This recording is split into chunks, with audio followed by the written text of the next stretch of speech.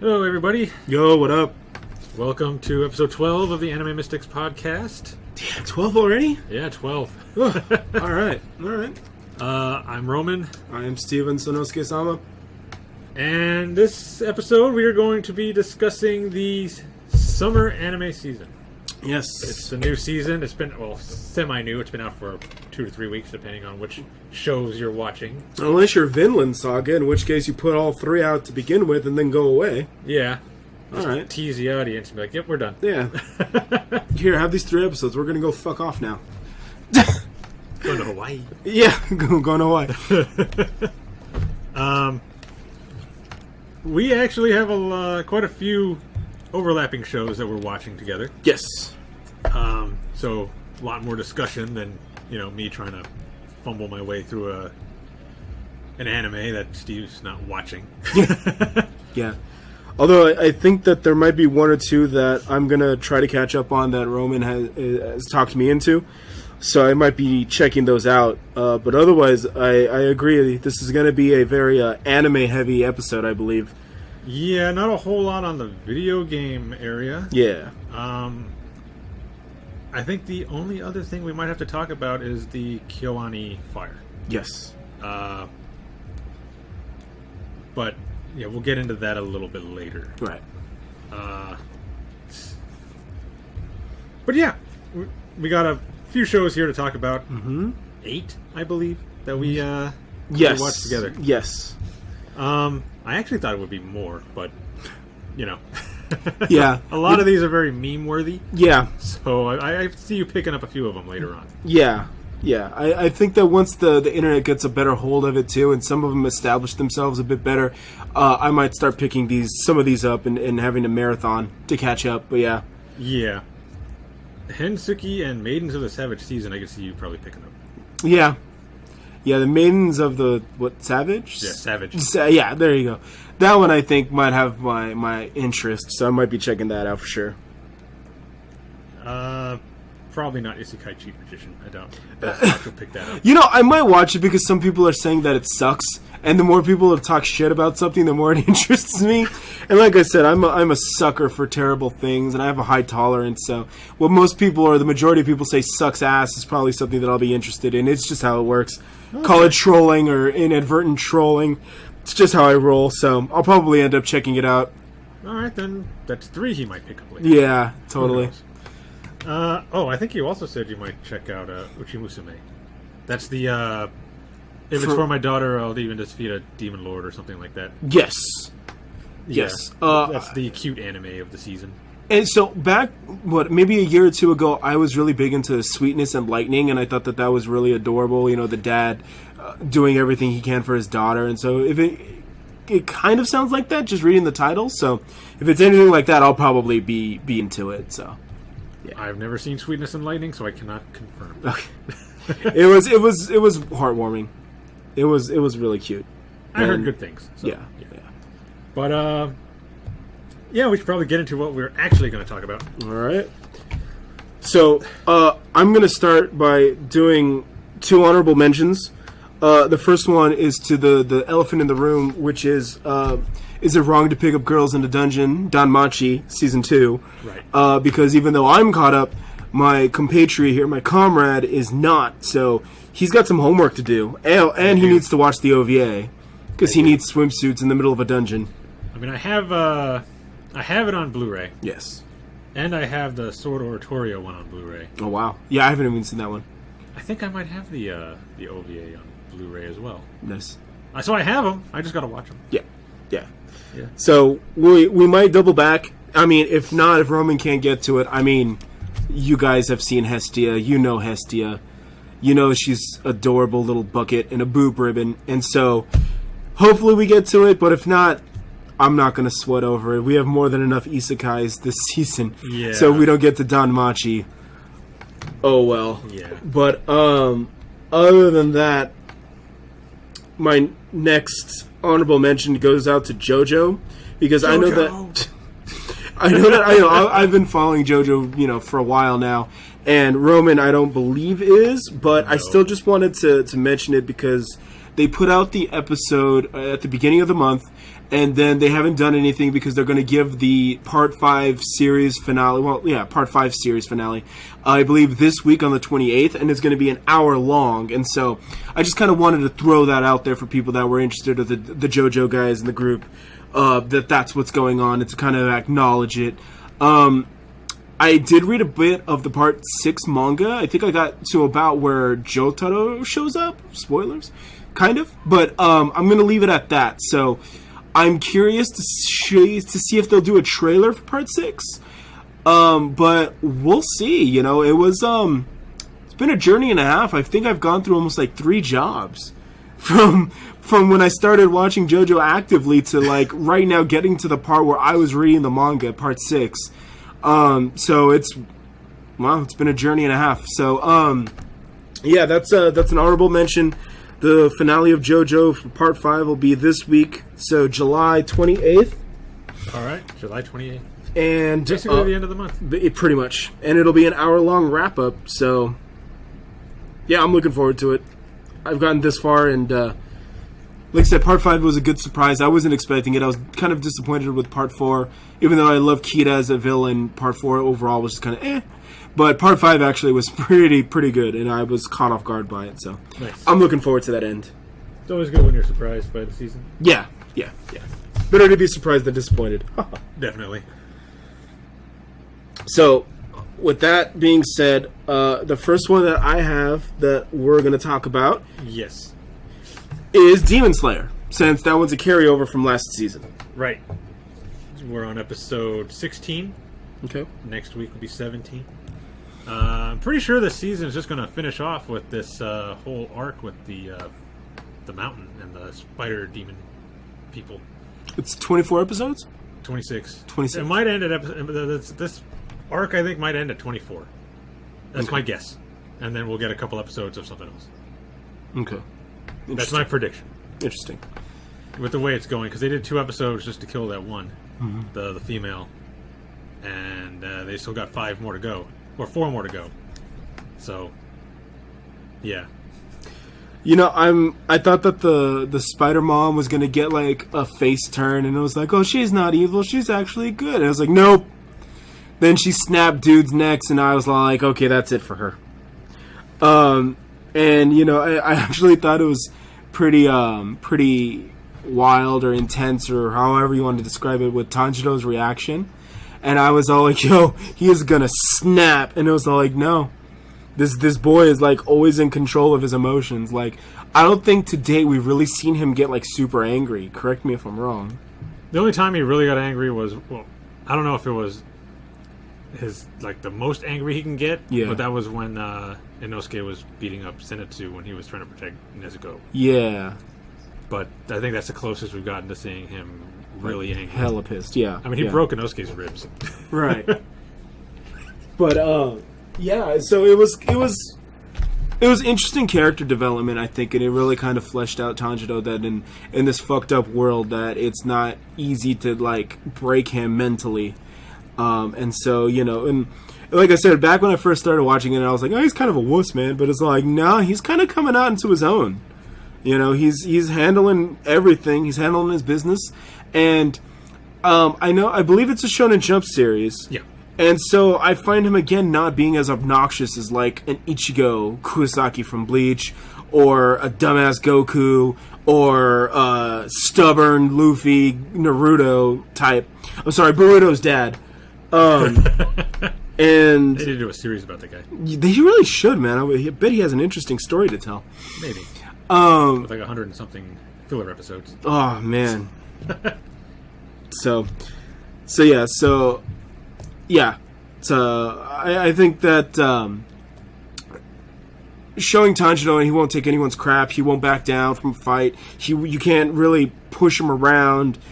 I think that that's good. I think that that's really good character development. It shows that he's strong-willed, and, you know, you get into a fight, he's going to handle you. So, yeah. I like that. I like that. So, I'm looking forward to it. And, I mean, once again, I told this to Roman before we started recording, it's Ufotable, man. The animation stuff. I mean, at least, I never really imagined what a Shonen Jump show done by Ufotable would look like.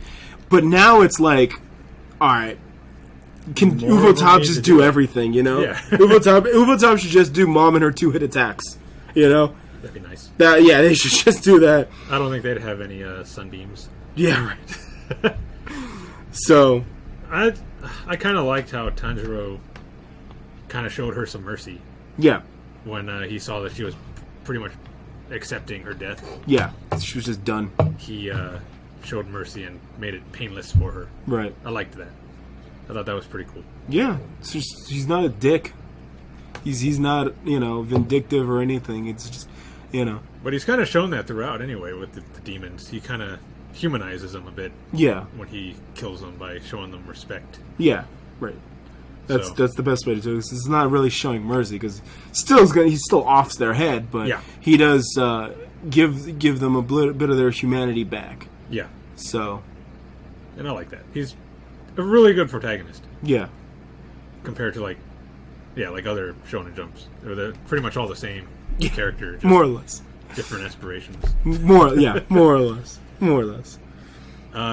We did get a little bit of I guess, development for Inosuke in this, as he realized that Tanjiro isn't the kind of guy that just tries to like outdo everybody. Yeah, Like he does what he needs to for the fight, not just to be the one to kill the demons. yeah, That was cool yeah, because now I don't think he's going to be as adamant about getting him to compete with him throughout the season. Maybe Inosuke's still kind of, I guess, pig-headed. yeah. God damn it. It also ties back to what you just said too. It also, him kind of being Tanjiro humanizes Inosuke too, because it's like, all Inosuke wants to do is fight and be an asshole, but Tanjiro is just all like, no, we're gonna do it like this.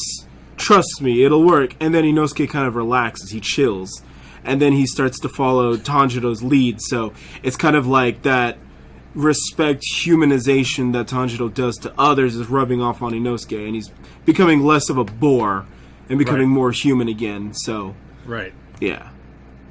Because throughout that entire 2 episodes, he's like competing with him, trying to. Yeah.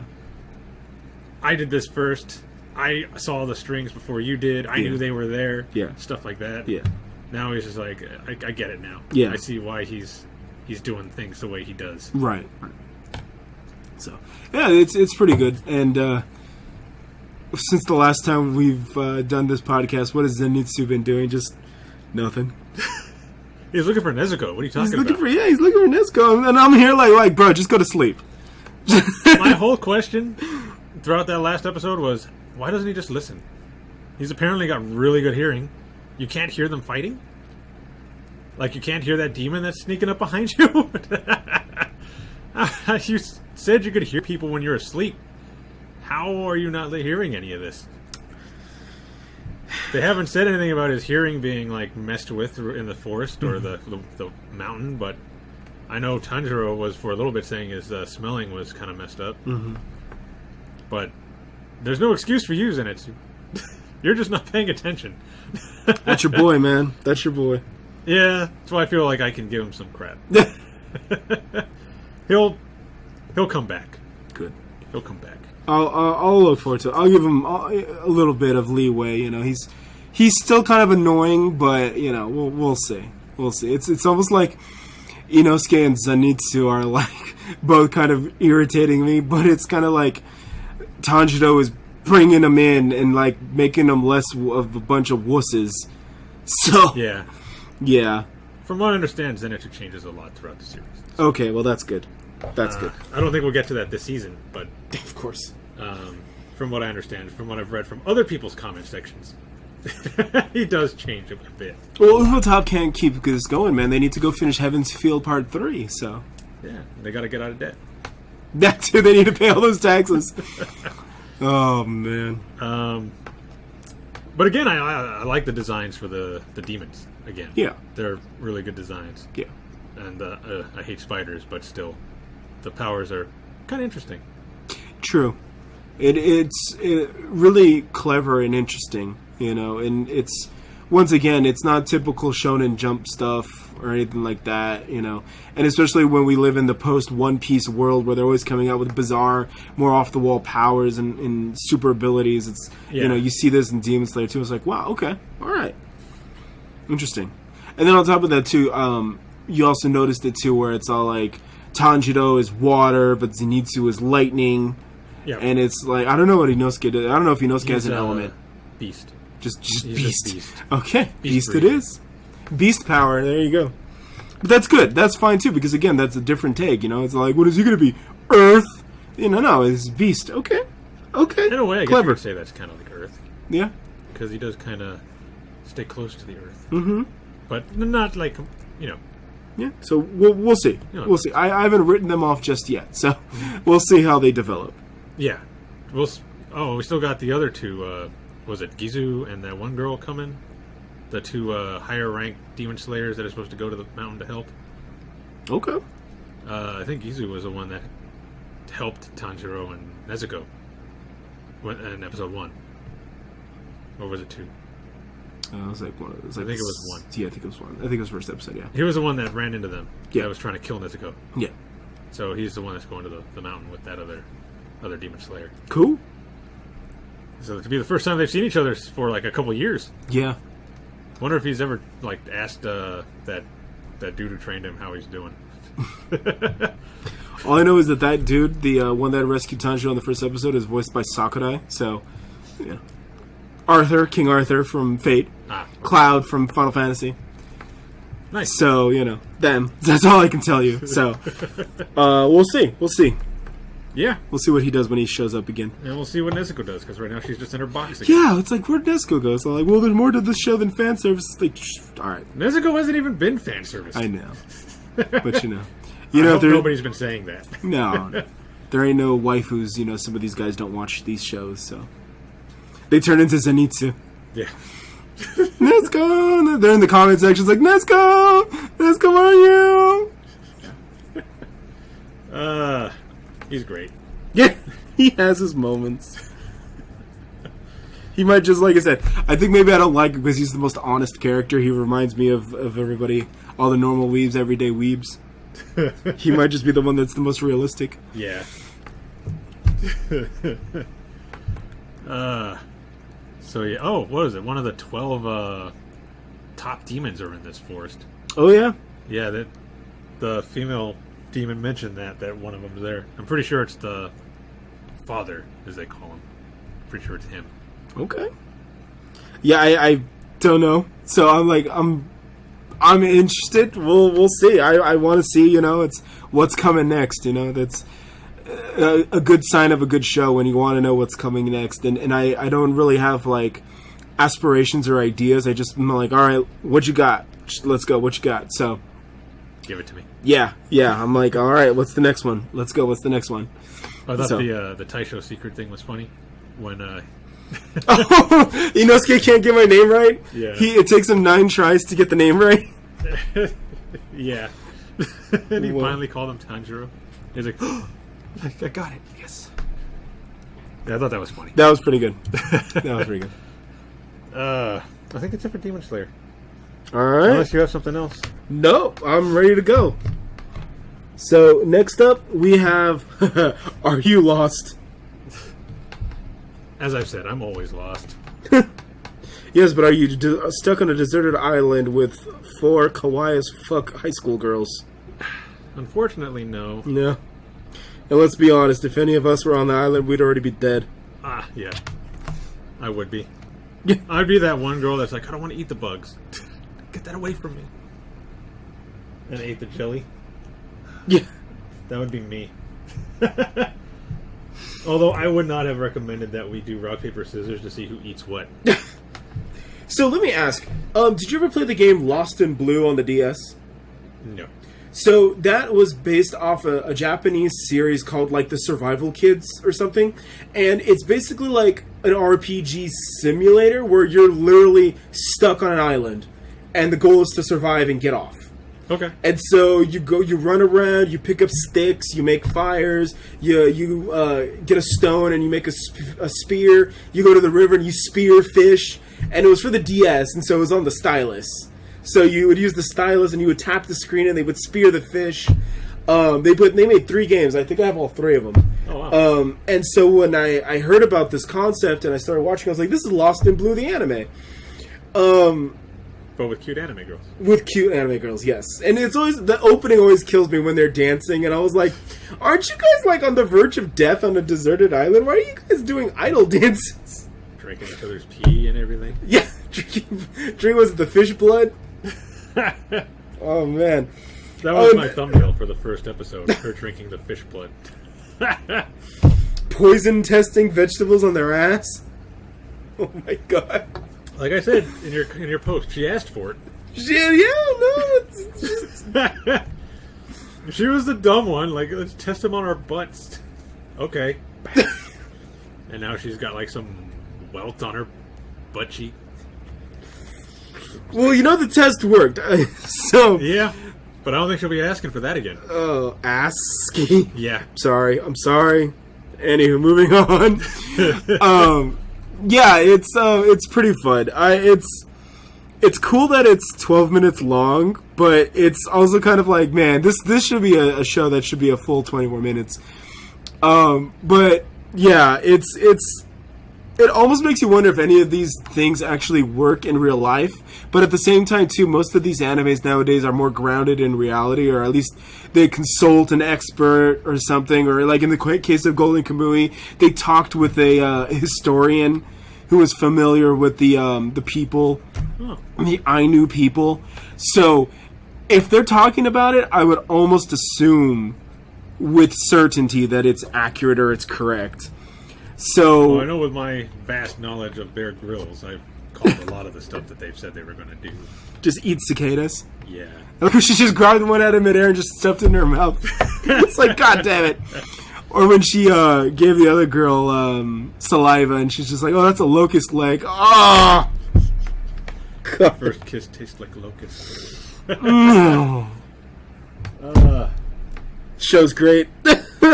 Yeah, I never saw it coming. I never saw this coming. And it's like now I watch it weekly. Yeah. So yeah. Learning how to survive on a deserted island with anime girls. Yeah. And I remind you, the main girl, or at least the survival expert girl, I remind you that she's voiced by Mafyu Sensei from We Never Learn. Oh, is she? Yeah. Okay. So that's what she's up to this season. Then. Yeah. Pretty much. Also, and she's my favorite too. So. Also, I've got to say that if I was going on a trip anywhere and she was there, I would not get on that plane or boat or whatever. Yeah. Because apparently, this happens to her all the time. Yes. Like, any trip she takes, she gets deserted. Yes. Like, plane crashes and everything. Yeah. I would not get on a plane with her. Yeah. Just call the airline, just be like, change me. Yeah. Different plane, please. Like, I would like a different flight. Like, everybody in their class is probably dead. Yeah. Except for them. Correct. What'd you say? Every time her and her father went somewhere, they got stranded? Yes. And that's how she ends up eating balls. Yeah. Too many. Too many balls. God. What good timing, too, when we're literally doing an event in Fate Grand Order about surviving on an island. I know, right? So I couldn't stop laughing. Only we don't have the cute little boar piglets to help us out. Yes. Because if they existed in Are You Lost, they would have been eaten. Yeah, they would have been. There would be no, oh, they're so cute, let's just keep them alive. They'd be like, oh, you're food. Yep. Cook it. Yep. Oh, man. Bacon. Yeah. Pork and everything else. Oh, man. But yeah, I don't remember their names. You remember their names? No. The one girl that is constantly going with the main one. Okay. The one that's always like, I want to help, but then just kind of does nothing. Yes. If this was an actual deserted island, she would definitely be the first to die. And would be eaten by the rest of us. Fair enough. Because she's pretty useless right now. She's not doing anything to help. Wasn't she the one that identified herself as the most athletic? Yeah. And so far all she's done is complain and try to get the other girl to do stuff for her. Yeah. The other girl at least offered to give the other one her pee. Yeah. Because they couldn't get the water out of the coconut because it was bad. Well, you know what they say, drinking pee is it's most sterile when it's fresh. Yeah, that's what they say. God damn it. Oh, this show. Show's great. The other two seem to be pretty open to trying the other foods. Yeah. That one's not. She's like, I don't want to eat the bugs. I don't want to eat this. I don't want to eat that. I mean, the one girl was living off of seaweed for like that one episode. Yeah. And you ate bad jelly and threw up, so it's your fault for asking for rock, paper, scissors. Oh. Yeah, this show's great. Yeah. Can't wait till tomorrow to see what they're up to. Oh, that's right. It's Tuesday, huh? Yeah, tomorrow's Tuesday. Okay. As of this recording, tomorrow will be Tuesday. Awesome. All right. Well, then, this is something that we'll definitely be staying up on. Yep. It's fun. Yeah, hopefully we'll remember their names. Hopefully. Next episode. Like I said, it doesn't help that it's like 10 minutes, 12 minutes long, and it's like... Yeah. Yeah. But it's a fun series, so whatever. Yeah. Yeah. And it's kind of educational. Yeah. Please don't try this at home. God, they're gonna...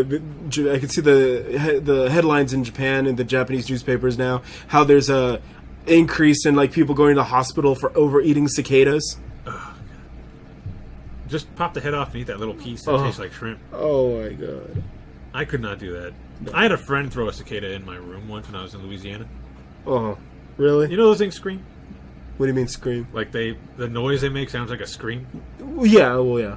Thing was like doing that, hitting the walls in my room because it was trying to get out, and I'm like, "You suck, dude! Get it out of here! I don't want that thing in here." Oh my God. I would be like that other girl though, the one that's kind of useless. Yeah.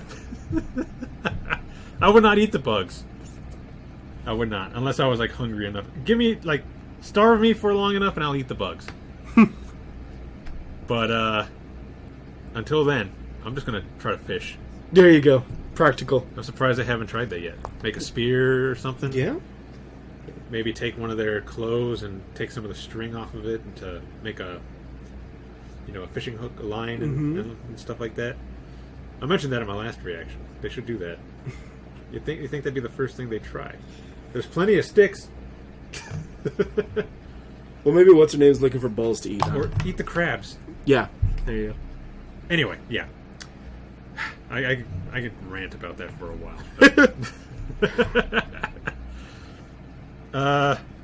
But yeah. Good show. If you haven't started watching it yet, you should check it out at least the 2 episodes that are out now. Definitely. This will be something we'll definitely be coming back to. Yeah. So got anything else on this one? I'm good. You good on that one? All right. Let's go to the next one, which is Tejina-Senpai. Or Magician-Senpai. Magician-Senpai. For those who do not speak the Japanese. The Nihongo. Yeah. This is another 12.5-minute episode series. Yes. About a female student who wants to be a magician. Yes. Started her own, well, I guess you can call it a club. It's only 2 people right now. Yes. But, yeah, she sucks at it. She is awful.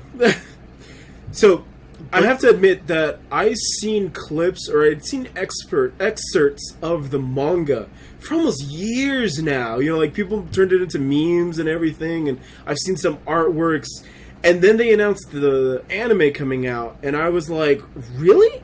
I thought it was like something on Pixiv or something. Yeah. And it was like, no, it was like a manga and all this, and it was like a 4 coma, and I was like, alright, I guess this is a big deal. So, I didn't know that it was so, like, fan servicey, like, panty shots, panty shot, panty shot. I was like, boobs, boobs, boobs, panty shot. I was like, I had no idea.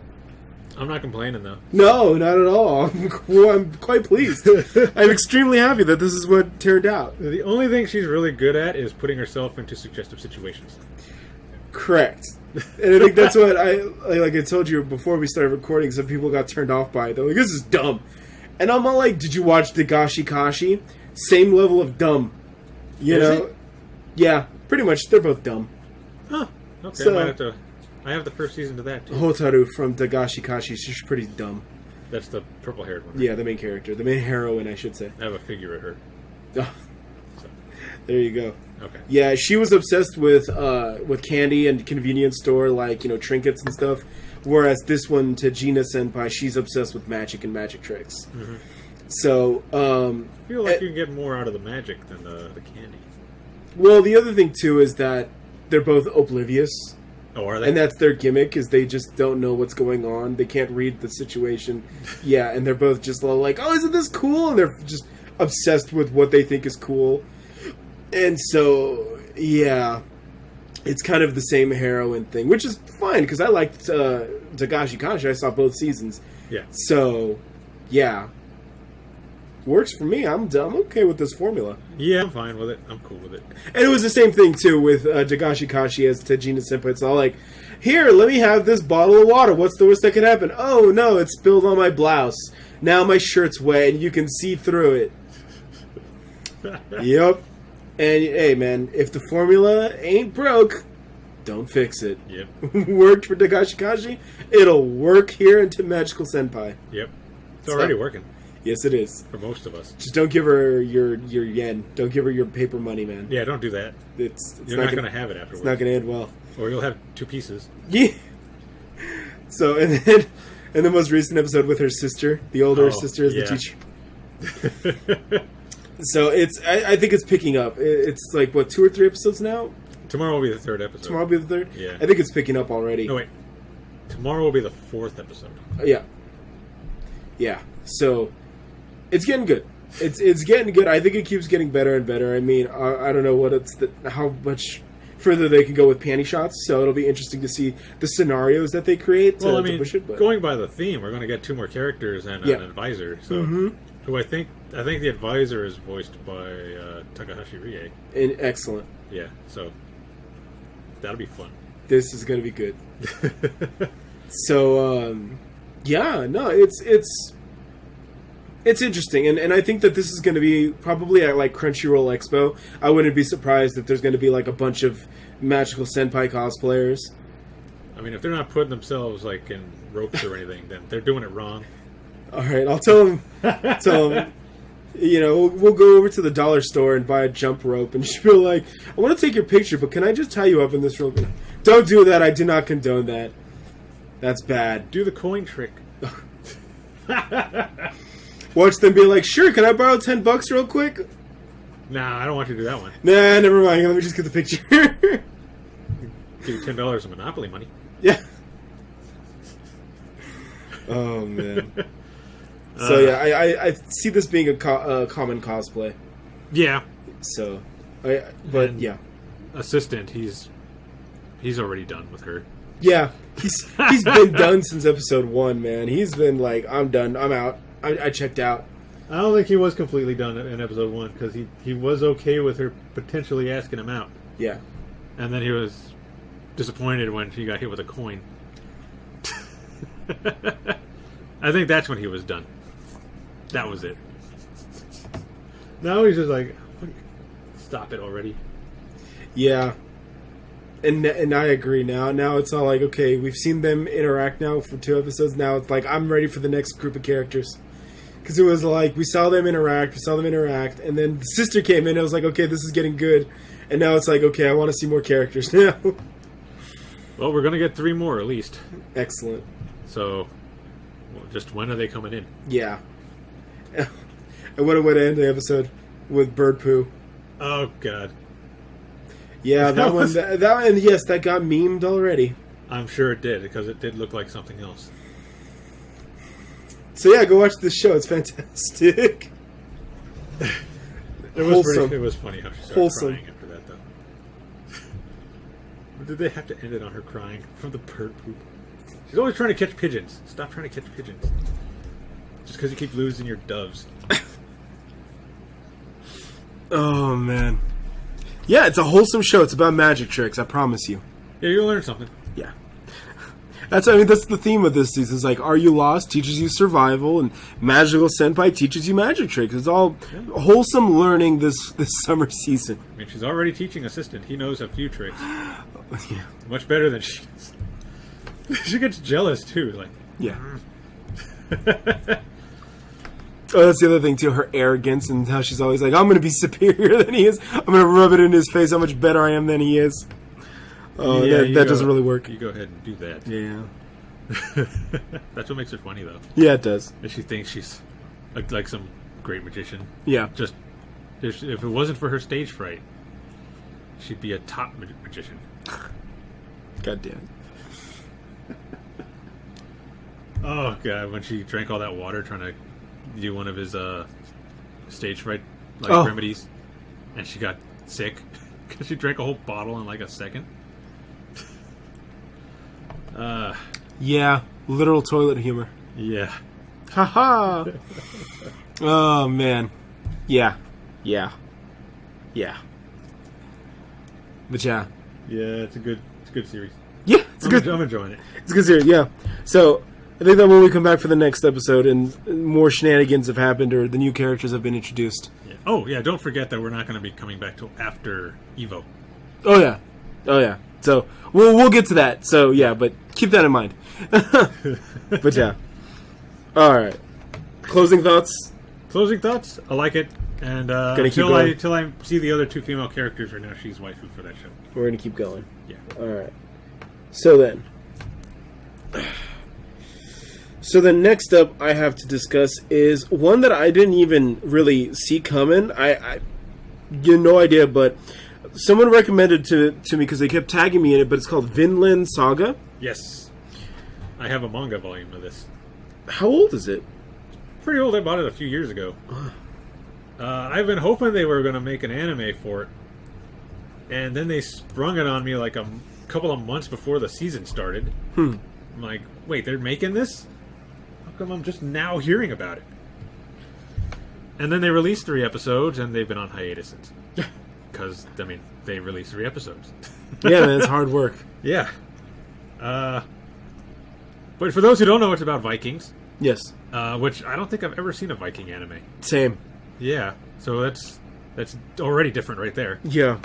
And it's not fantastical. It's not like they're shooting lasers and, they have Thor superpowers. It's like, no, it's pretty grounded in reality, more or less. Yeah. It's, I guess you can consider it a historical. Yeah, that's anime. what they classify it as. Is historical, yeah. Yeah, because like Steve says, it's more grounded. It's more just based off of reality. Yeah, no, not a whole lot of supernatural things going on. They might talk about the gods, but that's only because, they're big on their gods. Yeah. So. And they jump back and forth, too, because it's like they talk about the Norse mythology, but then they talk about Catholicism. And I'm all like, oh, alrighty then. Well, I guess it was about that time anyway, so. Yeah, it was about that time when the Catholic cult was starting to try to spread. Yeah, basically. I can't say nothing. I'm Catholic. No. It, again, it's what happened. It's history, so you're not wrong. But I can only go by the 3 episodes, and I peeked a little bit at the Wikipedia to kind of understand what's going on, and apparently it's almost been like 10 Tokuban, so it's all like, man. And they said that just like in the opening sequence, they show the different periods of the main character's life, the little kid, when he was a kid, teenager, and as an adult. Orphan. Yeah, and it's like... It's kind of funny because that sounds like orphan. Yeah. Now that I think about it. And they said that he's based off an actual dude, too. Oh, is he? Yeah, they said loosely based, but so, yeah. But okay. Pretty much the name, that was his name, was Orphan something. Oh. Okay. And all of that, so... Yeah, same thing when they were like, oh, my name, I'm Leif Erikson. I had to pull out my FGO, and I was like, no, you're not. That's Leif Erikson. It's like, you're not a Berserker class. He might be. Who knows? Yeah, and he really loves his wife. Yeah. So I don't know, and I'm kind of looking at the artwork too, at least in the manga when I was kind of peeking around. It almost looked like that 80s Fist of the North Star style. And then I think someone actually referenced that in Japan. I guess one of the reviewers or a commentator referenced it. They were like, yeah, I'm getting strong Fist of the North Star vibes. And I mean, you can kind of see it in the big buff dudes and in the last episode that aired, the guy that came to the village, he's all join up with me or die. He had that Fist of the North Star, like Souther style, like rectangle head and the flat top, and I was all like, yeah, this looks like it came from the Fist of the North Star era. But it's all like, what's more manly than, Fist of the North Star, Mad Max, post-apocalypse? The Vikings. Yeah. So we'll go with that, the Vikings. And so the motif, the theme, it all fits. It all makes sense. And, I wrote this on my personal Facebook, and when I was talking about it, I was like, there's no fan service, it's not an isekai, there's no panty shots, it's violent, sure, but, it's action, that's fine. And... you better expect a lot of violence with the Vikings. Right, yeah, they weren't exactly a, what's the word, diplomatic group. And yeah, it was, and that's fine, Like I said, we've talked about, 4 or 5 shows now, and with the exception of Demon Slayer, I was like, what did we talk about? Panties, bras, panties, see-through shirts, right? Pretty much. And then now we get to Vinland Saga, it's all like, yeah, it doesn't really have any of that, does it? No. In a season of nothing but fan service, you got Vinland Saga. And isekais. And fan service isekais. Yeah. And then you have Vinland Saga, which is all like, yeah, no, we're not going to do any of that. We're just going to be badass Vikings doing badass Viking shit. And here we go. No, let's face it, Vikings are popular. So, yeah. I'm surprised if this doesn't become one of the top anime this season. Yeah. It's weird because it's streaming on Amazon. Yeah, I didn't know that until you told me earlier. Mm-hmm. So when the guy started tagging me in posts from Vinland Saga, I was like, what is this? And then I just looked it up, and then that's when I discovered that it was on Amazon. I was like, all right, so be it. That makes it convenient. But, yeah. I don't know what's more weird, is watching an anime about Vikings, or that I'm watching a show that's not fan service. But it works. And, it's not bad or weird, because back in the day, like I said, Kenshin is probably still one of my favorite shows. Fist of the North Star is still probably one of my favorite shows. There are shows that I enjoyed that were not super over the top fan service or known for their fan service. So, yeah, it's not that it's impossible or like it doesn't happen. I'm just saying that the last couple of seasons, even last couple of years almost, have been just like all fan service over the top, like comedies that have been the popular shows. And now this show comes out about Vikings, and it's all like, no, this one's the most popular, or this is not really the most popular, but this one's pretty good. It could be popular. It could still be on the trending charts yet. Yeah. I'm just saying that right now it's just not falling into the fan service or isekai tropes. It's being a historical show with no supernatural elements per se. Right. So. Which is interesting. Yeah, which is probably what makes it interesting, is because it doesn't have those tropes. Yeah. So whether other people will catch on, or there are some people that if it doesn't have fan service, or if it doesn't have a waifu for them to latch onto, they just drop it. Those kinds of people exist. Yeah. So, yeah. It's kind of hard to talk about in terms of what's going on, because it was like, it's all these 3 episodes have been kind of just world building. Set up. Yeah, set up. Yeah. So that something is about to go. And then, of course, they ended it on the 3rd episode when shit was about to go down. Yeah. And it's all like, all right. So it's hard to commentate on what's coming on, or what's going to happen or come down. But yeah. They did kind of change it a little bit, because I know there was this whole thing right here, in the manga at least, is a flashback. That makes sense. And I think it just lasted throughout that whole volume. So they had one whole volume dedicated to his childhood? Yeah. At least this portion of his childhood. And I think when that volume ended, it was getting more into his, adult life. That makes sense. I think that's what they did with sort of the Berserk, wasn't it? Berserk, yeah. That first series was just backstory of how Guts met the Band of the Hawk and everything happened, and why he's after Griffith and all that. This is basically just, in the manga at least, a flashback to set up why everything's happening the way it's going. I'm okay with that because it kind of throws off manga readers too. So, it's like that they did with Goblin Slayer, how they just kind of shifted around two of the story arcs. Yeah. It keeps you on your toes and it keeps you more interested. If they would have just done it scene for scene or chapter for chapter, then you kind of be like, But this way I think is interesting. And then people like me that haven't read the manga are, we get lore and we get story and all of that and background. If it just came out that Thorfinn was already being Billy Badass and be like, all right, cool. How did he become a badass? All right. Well. Yeah. So, yeah. I'm okay with it being told in this way. So. Nice. I'm okay with this. Yeah. I'm looking forward to... Because I only have the one volume, so I don't know what happens after that. So I'm looking forward to seeing the rest of this. Oh, I don't think they're going to get the rest of it, but a lot of the story afterwards. Yeah, I'm curious to how many episodes they're going to make of this. If it's so long, I wonder how many they're going to be. I think this one's 24. I think. I can look that up right now. I got that page up with Vinland Saga. Was it this one? Yeah. Oh, it's right there too. Yeah, 24 episodes. Okay. By Wit Studio. Drama. Yeah, historical. Yeah. Action adventure historical drama. Seinen. Yeah. I heard that his sister turns into a badass too. I was already kind of getting those vibes. I was all like, yeah, she's going to do some really wild shit. I have a feeling. So. Well, I'll have to see that when it happens because, again, I only read the first volume.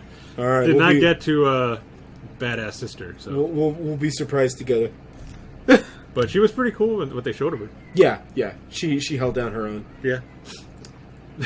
Which is great because that's what we need, right? More empowered female characters and women warriors. Yeah, more Captain Marvels.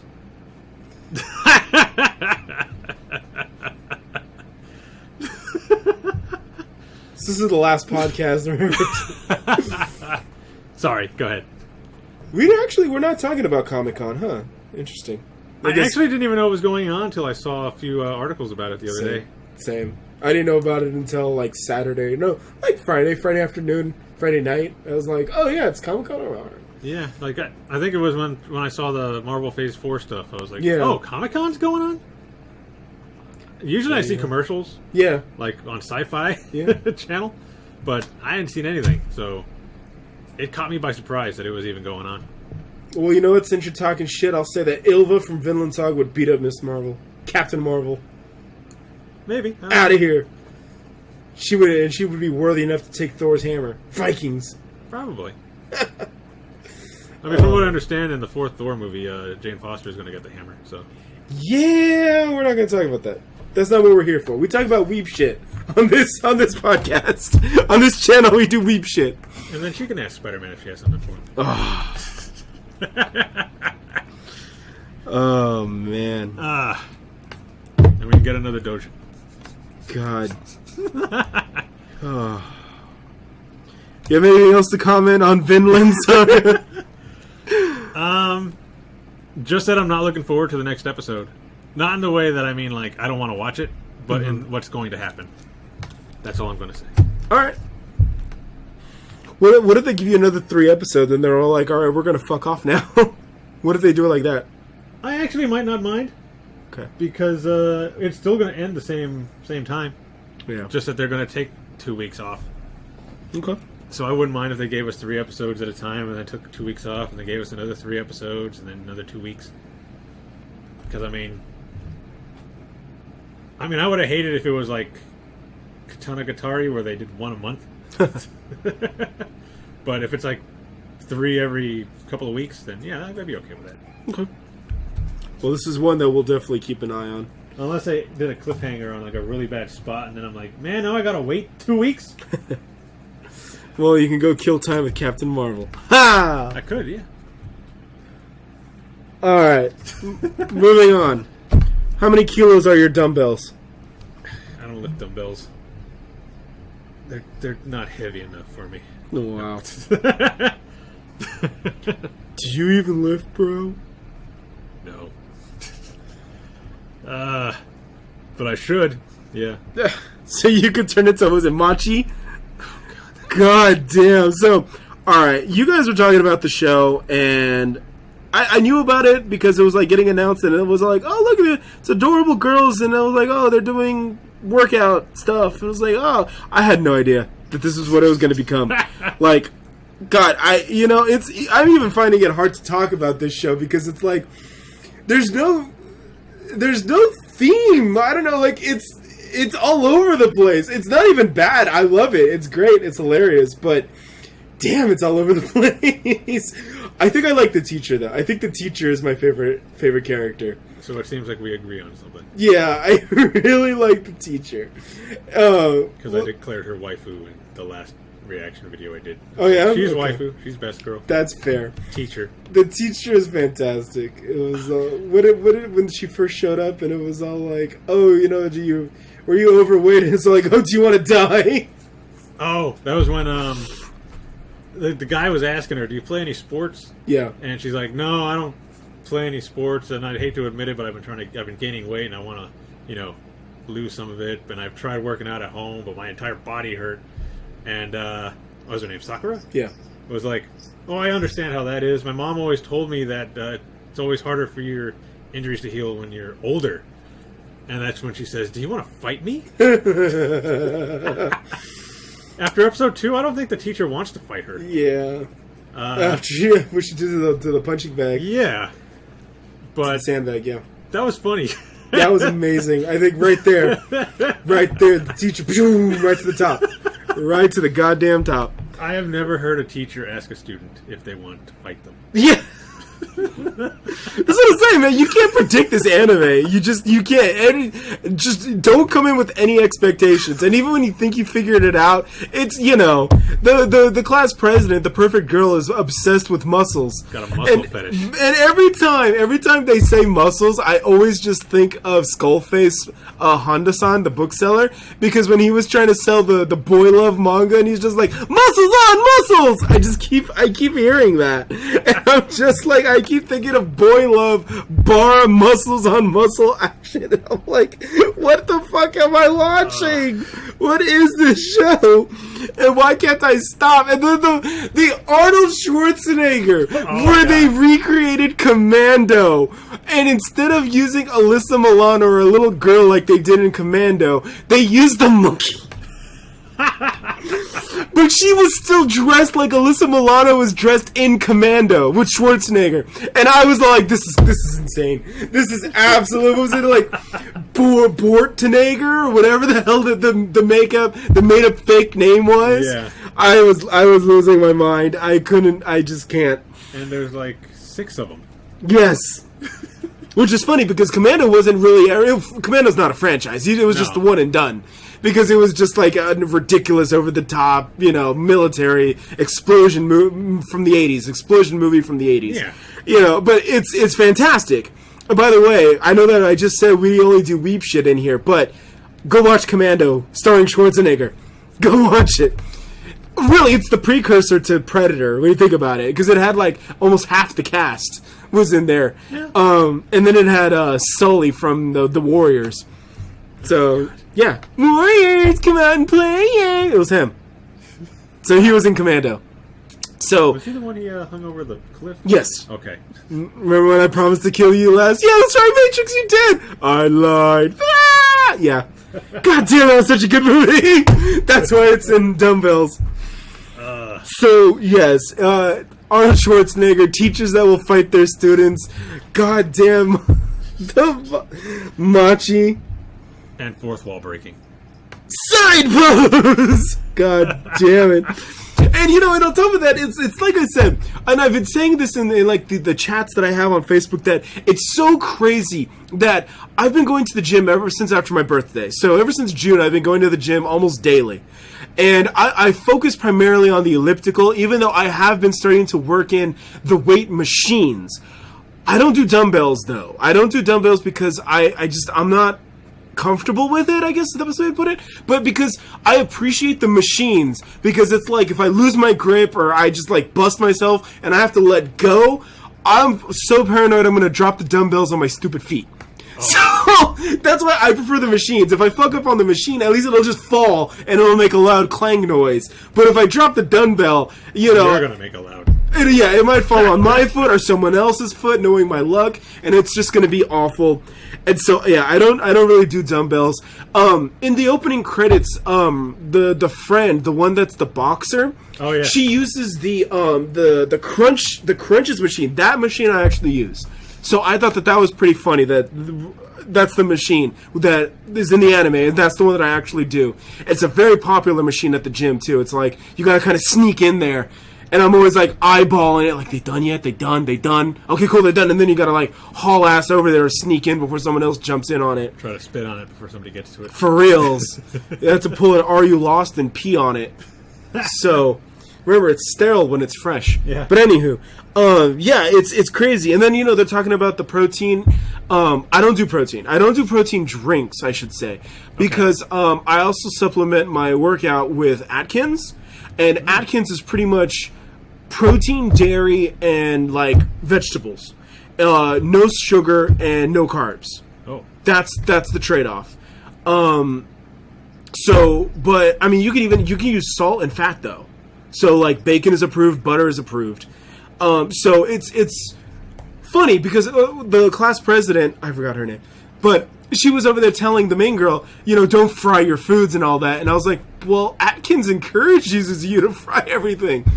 Particularly in olive oil, I try to stay away from corn oil and vegetable oil and use olive oil.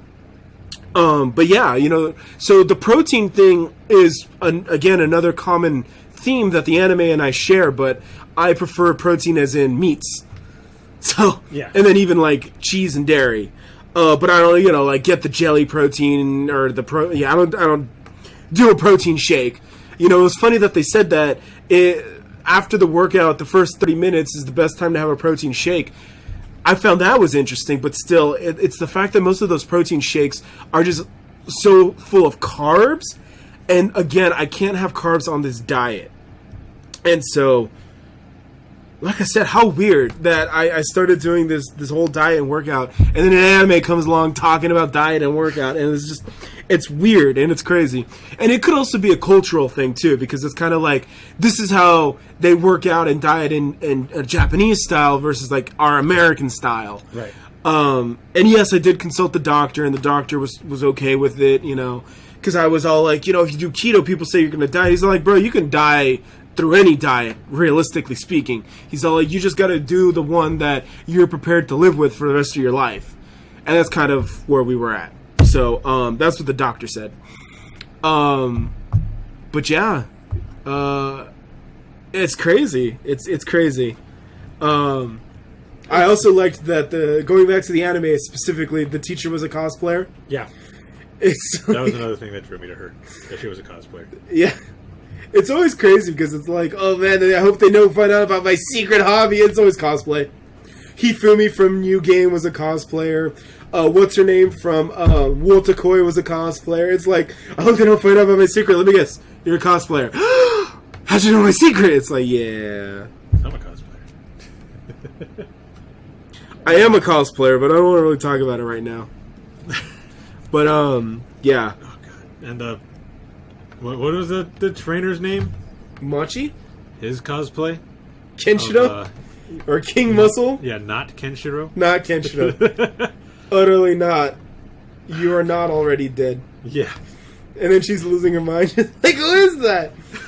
How do these kids know? And it's true, too. I was surprised that the two girls from they're pretty much the two main characters, right? Yeah. How they basically knew who King Muscle was, and then the cosplayer always going to Comic Con doesn't know. And I was like, wow. I also like, too, the main girl's all like, oh, I know what your secret is. She's like, oh my god. She's like, you buy Dojin. You buy Boy Love Dojin. Just keep my secret safe. I was like, wow. And the fact that the teacher didn't deny it either. She just rolled with it. And it was like, well, now everyone knows you buy yaoi. Well, she did that with the other secret, too. Having the hardcore hobby. Because remember, they saw that tan on her stomach. And they the trainer was like, look, she could have whatever hardcore hobby she wants. And she didn't deny that. She was like, okay. That's right. Cosplay is hardcore, man. Oh, man. I don't know how she thought they would recognize her when she had that wig on. as someone who attends a fair amount of conventions, let me tell you, sometimes when they got those cosplays on, man, it's people from my Facebook, personal friends. I don't know. I can't tell, man. And what's funny, too, is like even maybe 2 years ago, one of the last times I went to one of the cosplay gatherings out here, someone actually came up to me and they were just, I think, like a character from Dynasty Warriors, or maybe it was like Sword Boys, and they were like, "What's up, Steven?" And I'm like, "Hey! How do you know me?" You? Yeah. So it's that is realistic. That can actually happen, and that's what you want, right? As a cosplayer, you want to be accurate to the point where you're not yourself; you're the character. Well, yeah. I mean, I was saying I don't know how she thought they would recognize her with that wig on. Oh yeah. Because she was worried that they would see her and be like, "Oh my god, it's the teacher." Yeah, no. But I was like, "But you have a wig. Yeah, You should be fine." yeah, she's good. Yeah, man, this series, this show is all over the place. But it's great. And this continues the trend of learning. Yes, it does. Because you're learning how to exercise and diet properly. Well, and it's funny because, so, like, when we were talking about Senko-san last season, and it always ended with Super Senko-san just comforting you, like, reenacting the scene from the show, at the end of how many kilos, it always teaching you the proper, like, lift or exercise routines that they were just doing in the show. Yeah. And I'm just like, that's hilarious. I wouldn't be opposed to actually doing some of these routines, but yeah, that's pretty hilarious. Yeah, one of my cousins is a personal trainer. Oh, nice. And he actually does a lot of the like bodybuilding shows. Oh, wow. But because he was a personal trainer, I was going to wait till this was over Yeah. and tell him, watch this and tell me how accurate it is. Get his reaction. Yeah. Actual personal trainer watches. Yeah. Because, you know, that's like the actual doctor watches cells at work. Yeah, etc., etc., yeah. Or actual lawyer watches. Actual Phoenix Wright. lawyer watches Phoenix Wright, yeah. Yeah, just continue that trend with Dumbbells. actual personal trainer. Only they have that actually right now. You said your cousin, right? Yeah, my cousin. I don't know if you've met him, Rocco. No, I don't think so. No, yeah. I would love to see his reaction when he sees Machi. Or Machi. Side pose! That is just too much muscle. He has no neck! His head is just photoshopped onto that body. Yeah. Isn't that what the main character said? Yeah. Why does it look like your head is just photoshopped onto that body? And aside from personal trainer, he's also a bartender. Yeah. Jeez. Protein bartender. And a cosplayer. And a cosplayer. Man, this guy's everything. He did have the perfect body for Kenshiro, though. Yes. Yeah. King Muscle. Yeah, King Muscle, not Kenshiro. Not Kenshiro. King Muscle Kenshiro. Yeah, I was about to say, maybe is that? No. I tried. Yeah, this show's all over the place, man. It's fantastic. Oh, and that's Wednesday? Is it? Yeah, that's on Wednesday. Okay. Yeah, looking forward to that one, too. All right. Got anything else for that one? I think I'm tapped. I'm losing my mind, so I'm done until the next one. This will definitely be one that I'm going to continue to watch. Yeah, I've read a little bit of the manga for this. I don't remember it being exactly like this stuff. Good times. It was definitely educational with the exercising, but I don't remember all the fourth wall breaking, or the other stuff. Like I don't even think I got up to the teacher. So that was fun to watch. I do like the friend, the boxing friend. I do like her too. She's cool. We still have one more girl to introduce too. Yes. I don't know. She might come in this week. Who knows? They've already introduced everybody else to the gym. Might as well bring her in. Let's do it. Yeah. Add someone else to this crazy anime. Oh, what? And basically every single one of these girls joined the gym because of the trainer. Yes. That's crazy. The muscle fetish girl, well, for obvious reasons. The main girl because she thought he was cute, and then I don't think liked him much after she saw the muscle. And the teacher because he was cute. Prince Charming. So, yeah, they've all joined the gym because of this dude. Yeah, I didn't know what to expect when I saw him either. I was like, this is gonna be weird, but he's just he's so casual about it. He's just like, yeah, this is what I do. Now, guys, be nice. I'm like, wow. But I think it's all. Or, how heavy are your dumbbells? How heavy are the dumbbells you lift? I do 50 pounds now. You do 50. I don't know what the kilos are. I'm sorry. I think I was up to 60. when I was exercising. But then it's been a year, so I'm back to like 10s. Alright. Alright. So, next up is Fire Force, apparently. Fire Force. Fire Force. Which it's called something else, isn't it? Yeah, there's... I call it Fire Force. Yeah, I mean, so do I, because it's easier. Yeah. But, It's the guy that did Soul Eater. Right. It's Enin no Shobotai. This way. Okay. So, it's interesting. I never watched Soul Eater. Let's start with that. So, I'm coming in here completely blind. I think the most I've ever seen a Soul Eater was like 15 episodes. Okay. Maybe... I saw the Excalibur scene. Oh, well, I mean... Yeah. Because everyone obviously made that reference. That's a meme. I know. I've seen that one. So what's funny was that, again, knowing Excalibur in Soul Eater, he's voiced by Koyasu Takehito, Dio, and in Fate Grand Order, he's the voice for Ozymandias. He actually does a bunch of characters. Oh, yeah. Ozymandias, Mephistopheles, Hans Christian Andersen, maybe one more? But yeah, so... when he did Excalibur, and of course they started putting him with Artoria, and it was just kind of like, ha ha ha ha. And then FGO came out, and it was all like, instead of Excalibur from Soul Eater, they were putting Dia or Ozymandias in there. Yeah. Because same voice actor joke. But yeah, other than that, and I don't understand the context at all of Excalibur and Soul Eater. I don't know anything. I think the way it's supposed to work is he is the most powerful... like weapon, right? He's so annoying that nobody wants him. It's because that's the gimmick, was they were all like mystical, legendary weapons or something, right? Well, yeah. Well, you have the weapon wielder. Like, I don't know what they're exactly called because it's been a while since I've seen Soul Eater, but the Maki, I think is the name of the main character. Yeah. She is the one that uses the weapon that her partner named Soul turns into, that scythe. Okay. He becomes the scythe. Got it. And she uses him to defeat like the demons and bad guys. Got it. And I think it's supposed to be you're supposed to pick your weapon.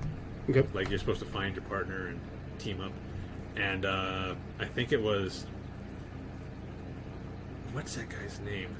Something Star. And I think it was Death the Kid went with him to try to find Excalibur, because they heard that it was the most powerful weapon, and they wanted it. But then as soon as they found him, he just wouldn't shut up, and he just kept talking and talking, and he was just so annoying that they just said, "Forget it, I don't want you anymore," and they left. And I don't know. I guess he comes back later on, but that's the whole thing with him, is he's just supposedly the most powerful weapon you could have. But he's just so annoying that you don't want to deal with him. So you don't even bother. You know what's funny about Excalibur being so annoying and no one wants to deal with him? So is Artoria. Don't worry, we're going to talk about the Fate anime in a little bit too. I just wanted to just throw it in there. Artoria is awful. Excalibur, these nuts. I did think it was funny because I did just read this part recently in the event. Yeah. When her, Mordred, and Gatchith were having that argument about good and evil. Yeah. And after the whole thing was over, when Mordred was like, "I did nothing wrong," and everyone was like, "Yeah, okay, whatever, Mordred," and she's like, "Oh, fine. I started it. I'm sorry." And Arturia was like, "Okay, Sir Mordred, as your punishment, you got to do 100,000 push-ups." And she's like, "That's 900,000 less than usual." I thought that was funny. Yeah, when they do interactions like that, they always tend to make Mordred look like the idiot. So I don't understand that either. I guess it's just like, I guess the reference is to lie to your gullible children, but I digress. We'll discuss that during the FGO corner. For now, Fire Force. Fire Force. Yeah, I don't know. I don't really know what to make of it. They did delay the anime this week or this past weekend because of the arson incident at the Kyoani headquarters. Yep. So there's only the 2 episodes as of this recording. It's an interesting premise. I didn't know what to expect, but demon fighting firefighters. Nice. Interesting concept. Yeah. You know, I'm okay with it. Best Girl apparently is voiced by Mao, who was Shion in Slime, and Midori in Uzumade, your nice. favorite. Oh, my 2 waifus. Yeah. Because I like Shion, and I like Midori. And I think she's my waifu in this, too. She's now, currently, she is Best Girl. And when I shared that on my Facebook, everyone else seemed to agree. That's Ogre, right? Yes. That's what they call her, anyway. Yes. Well, she was an ogre in Slime. Yeah. But I mean, like, in this, they call her an ogre because she's, like, so strong. And, yeah. Yeah. So it's another one voiced by Mao. Nice. And she just wants to be a princess. Stick her head in toilets. That was Midori. Yeah. That was Midori. Uzumade. Oh man, God, that was like what, December, right? That was winter. Yeah, that was winter. Man, that was winter. So she was Midori, and then she became Shion, and then now she's Ogre. Yeah. Wow. I can't remember her actual name. That's why we're calling her Ogre right now. Yeah. There's only 2 episodes and we don't read the manga, so that's you gotta work with us here. Yeah. Because both the main character and what is it, Arthur? Yeah. Mr. Night King, both called her an ogre. Right. See, man, I don't know why you guys like these Knights of the Round Tables, man. They're always so obnoxious when they make these knight characters. Oh, God, I'm not a big fan of this guy. I can tell you that right now. I don't like him too much. I mean, he kind of grew on me around the end, but I'm still like kind of on the fence about him.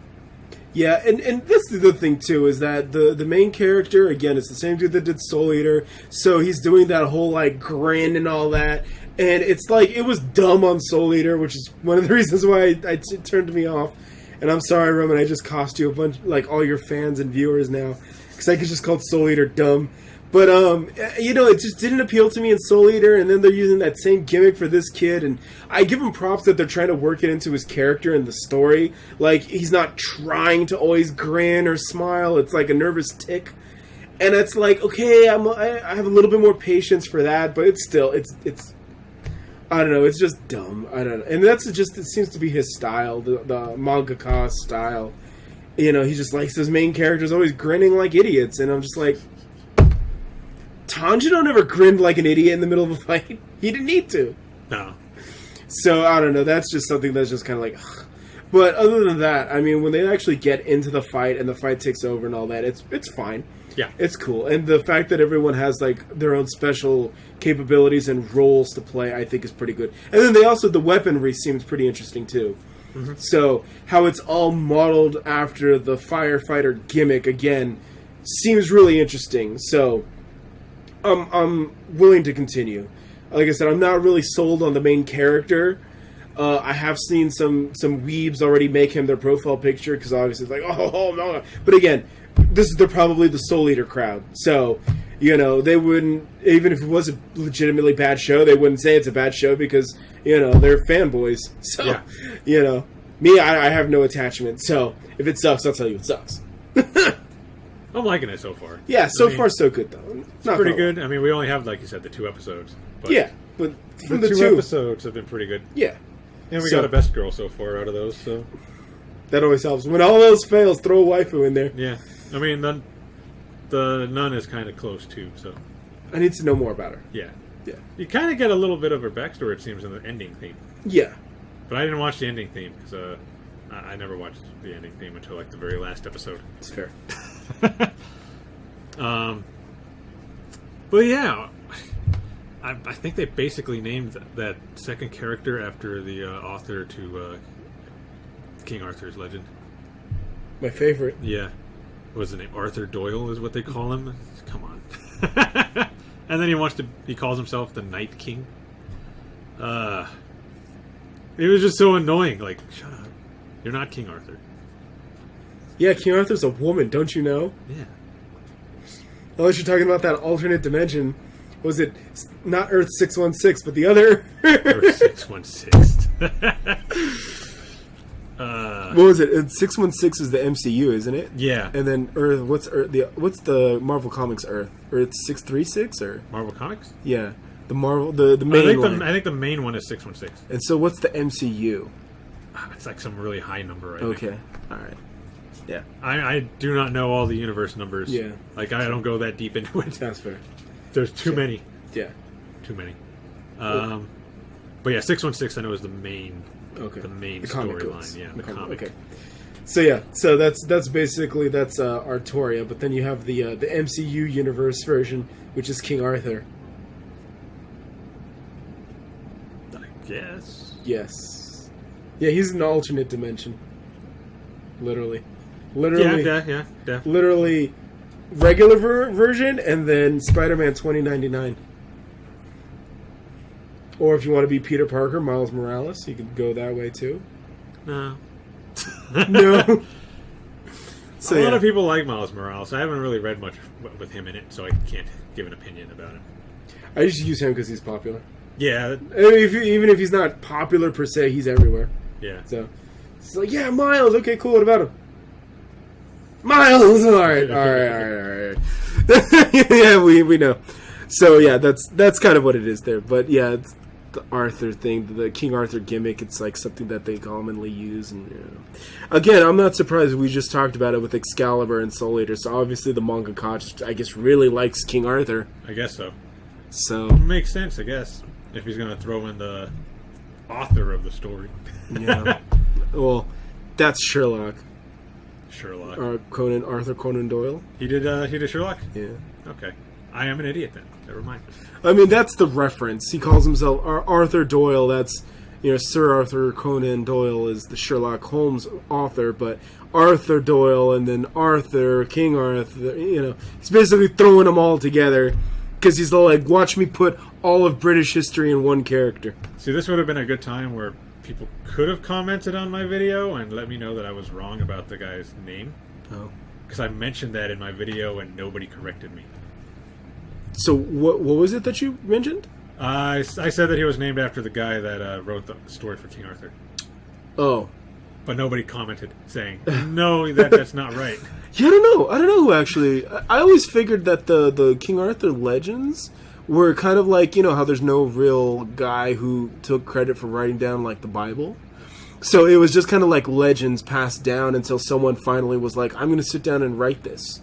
And I don't know who that is. Well, I know there's the story Excalibur. Yeah. That was made into a movie. Yeah. Like a 3-hour movie. Yeah. Yeah, I wouldn't be able to then. tell you who actually got credit for being the first one to pen the King Arthur legend. I can't tell you that. That was back in the 70s. Oh, okay. Yeah. Was Arthur a woman? No, he was a dude. Then don't talk to me. He was a dude. Kidding, I'm kidding. And Mordred was his evil self. Ah, Mordred did nothing wrong. Well, you know what? I want to see the greatest crossover, Mordred and Tanya, and the movie is going to be called Did Nothing Wrong, okay? You could throw Homer in there, too. Homer? Homera, yes, and Homera. then you can call it We Did Everything Wrong. Wow. Roman over here, no mercy. There's just no compassion, man. God. Oh, man. Done. Tanya's biggest crime was following the rules, man, and then look what happened to her. Yeah, I've already said what I wanted to say about all that, so... Terrible. So She is. No. So Fire Force. We're just kind of we're just kind of winging it though because we only have 2 episodes to work on, and it's kind of like like I said, the weaponry is cool, the gimmick is cool, the firefighting demons gimmick works. It's kind of hard to say what else after that. I think that it's a good thing too because if it is an action series, it should be focused on action. We got a glimpse at potentially one of the main bad guys. Yeah. So that's good, but again, it was just kind of like the glimpse. I can't really talk or discuss more about it, and especially since I haven't read the manga. Yeah. So it's a little hard or difficult, but I mean, I'm interested. Like I said, I'm not really feeling the main character, but we'll see. We'll see.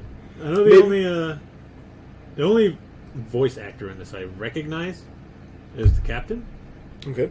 He's the same voice actor that does Roronoa Zoro in One Piece. Okay. And one of the characters in Blue Exorcist as well. He's pretty popular. Yeah, I hear him a lot. He's Ku Alter, Ku Chilean Alter. The Berserker, the 5-star. Yeah. Okay, I think I had my volume all the way down when I was doing that story, so I didn't hear his voice. Yeah. He did Beowulf. Oh, he does Beowulf too? Yeah. Okay. Got beat up by Martha recently, but okay. You know, Martha punks Beowulf, it's true. Martha also punks Kojiro, but hey. He's a good voice actor. He was also in Sengoku Basara. He was Masamune Date. Yeah. And he was, using his English. But Zoro's cool. I heard Zoro also came back in One Piece recently. I didn't even know he was gone. Well, they did a whole arc that was mainly focused on Sanji, and the part of the crew went off to a different island. Got it. So now that they're going to that island where he's at, he's back. Got it. Okay. So, I guess that's a good Fire Force. Yeah, I guess because we're getting off topic now and talking about other things to kill time for Fire Force.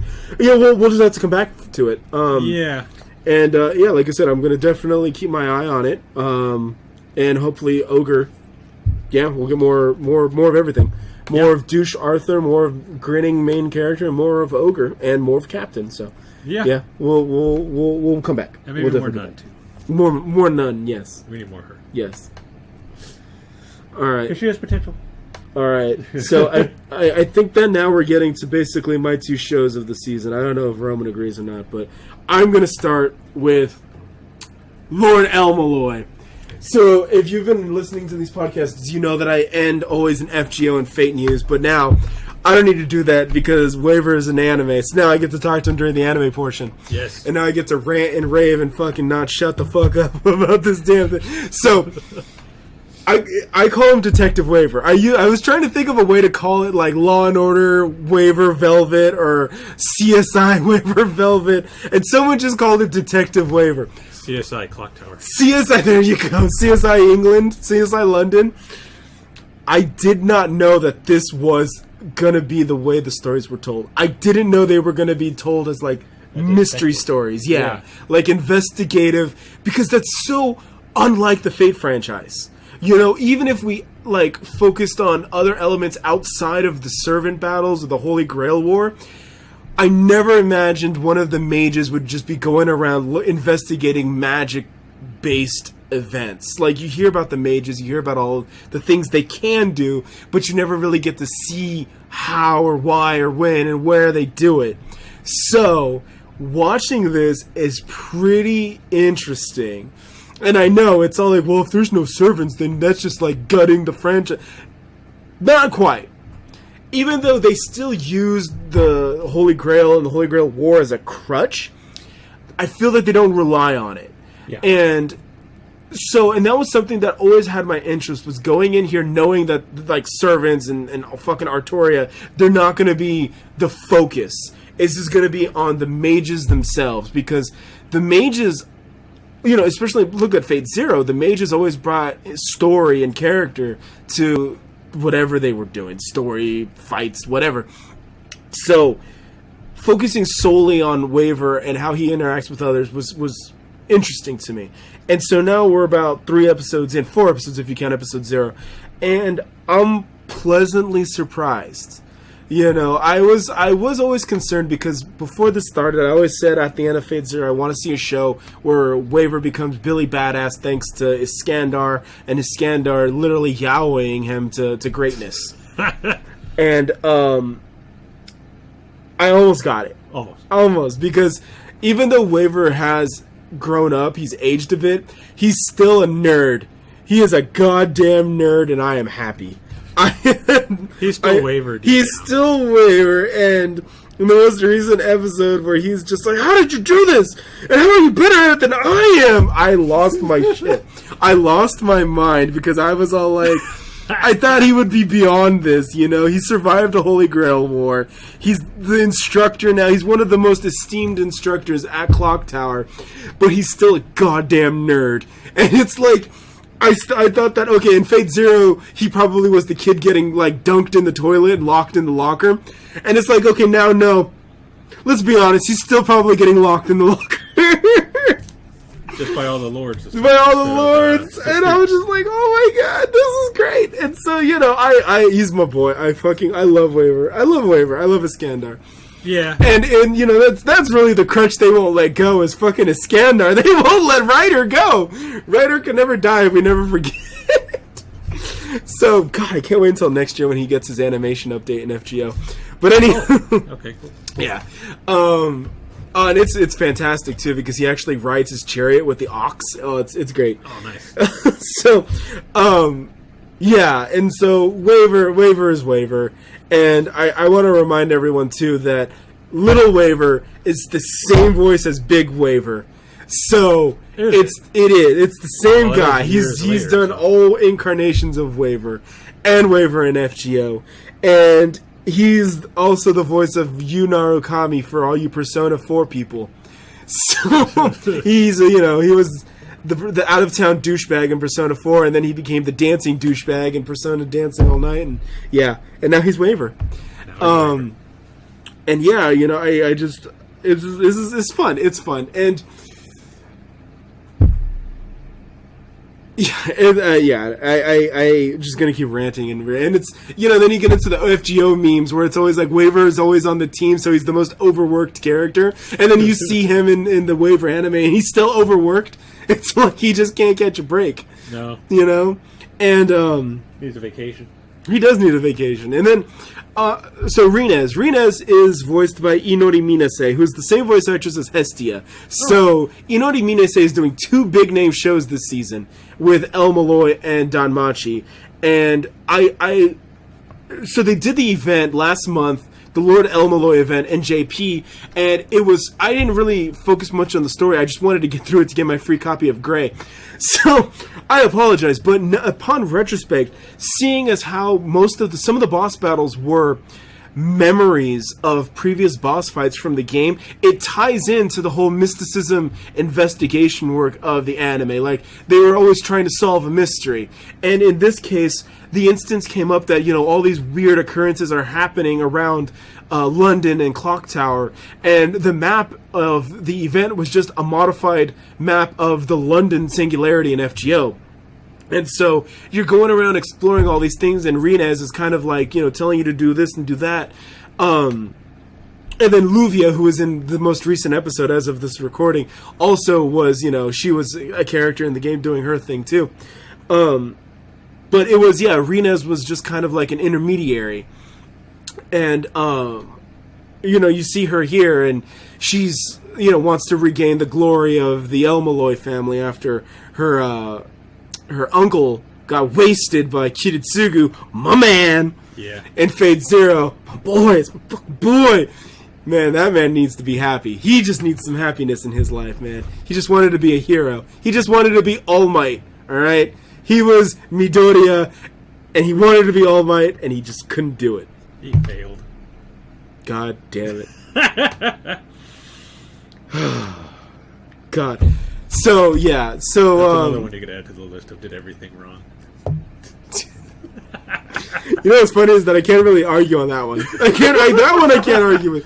Kiritsugu may have done everything wrong. So, not in the Holy Grail War. In the Holy Grail War, he did everything right, but there was a couple of instances where he may have done things wrong. Yeah. But, yeah. See, this expanded Fate universe is fantastic. So, Rinez is an interesting character. I'm looking forward to learning more about her. Unfortunately, I'm at a disadvantage because I didn't read the translated story of the El Malloy event, nor did I look at any wikis or anything to see what she's all about. What I can say is the maid that was made out of, what is it, the mercurium or whatever it's called, that was the same liquid that El Malloy was using in Fate Zero. So in FGO, she uses it as her attack function, like that, because that made out of the and it's a craft essence in the game too. And I don't even know. It grants you invincibility for 3 attacks. Oh, so it's invincibility. It absorbs 3 attacks. and that maid is purely made out of that. And I didn't think she was going to show up in the anime, because again, I haven't read the light novels, waiting for those to get translated. Yeah. But yeah, seeing her in the anime too, I was like, oh, this is badass. Yeah, it's just it's all these references and cross references and all that. It's all fan service. And so it's good. I think that there's a lot, and honestly I thought that Rinez was going to be a bit more of a dick to Waver, but no, she's really not. She might be a little bit more self-centered, but she still wants to help her Anue. So she just kind of like pulls on his chain a little bit. Yeah, she's kind of a bitch, but she's a lord. What you expect from a little sister? Yeah, pretty much. Basically doing little sister things. Yeah. And at the end of the most recent episode, when Luvia and Rinez were together, I was like, I'm okay with this. I welcome our new Rinez Luvia overlords. Because Luvia's... This is the first time I've seen Luvia. Luvia's fan-fucking-tastic, man. She bitches Rin up and down. Oh, I love it. and I'm watching Ilia. So I'm watching Fate Ilia, and Luvia always puts Tosaka into her place. It's fantastic. She calls her poor, and Tosaka calls her a gorilla.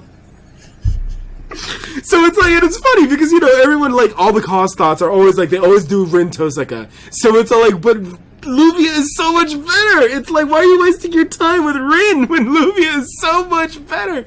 And she's a Jo-sama. She even has the curls like Karen from Street Fighter. Come on, she's complete Ojo.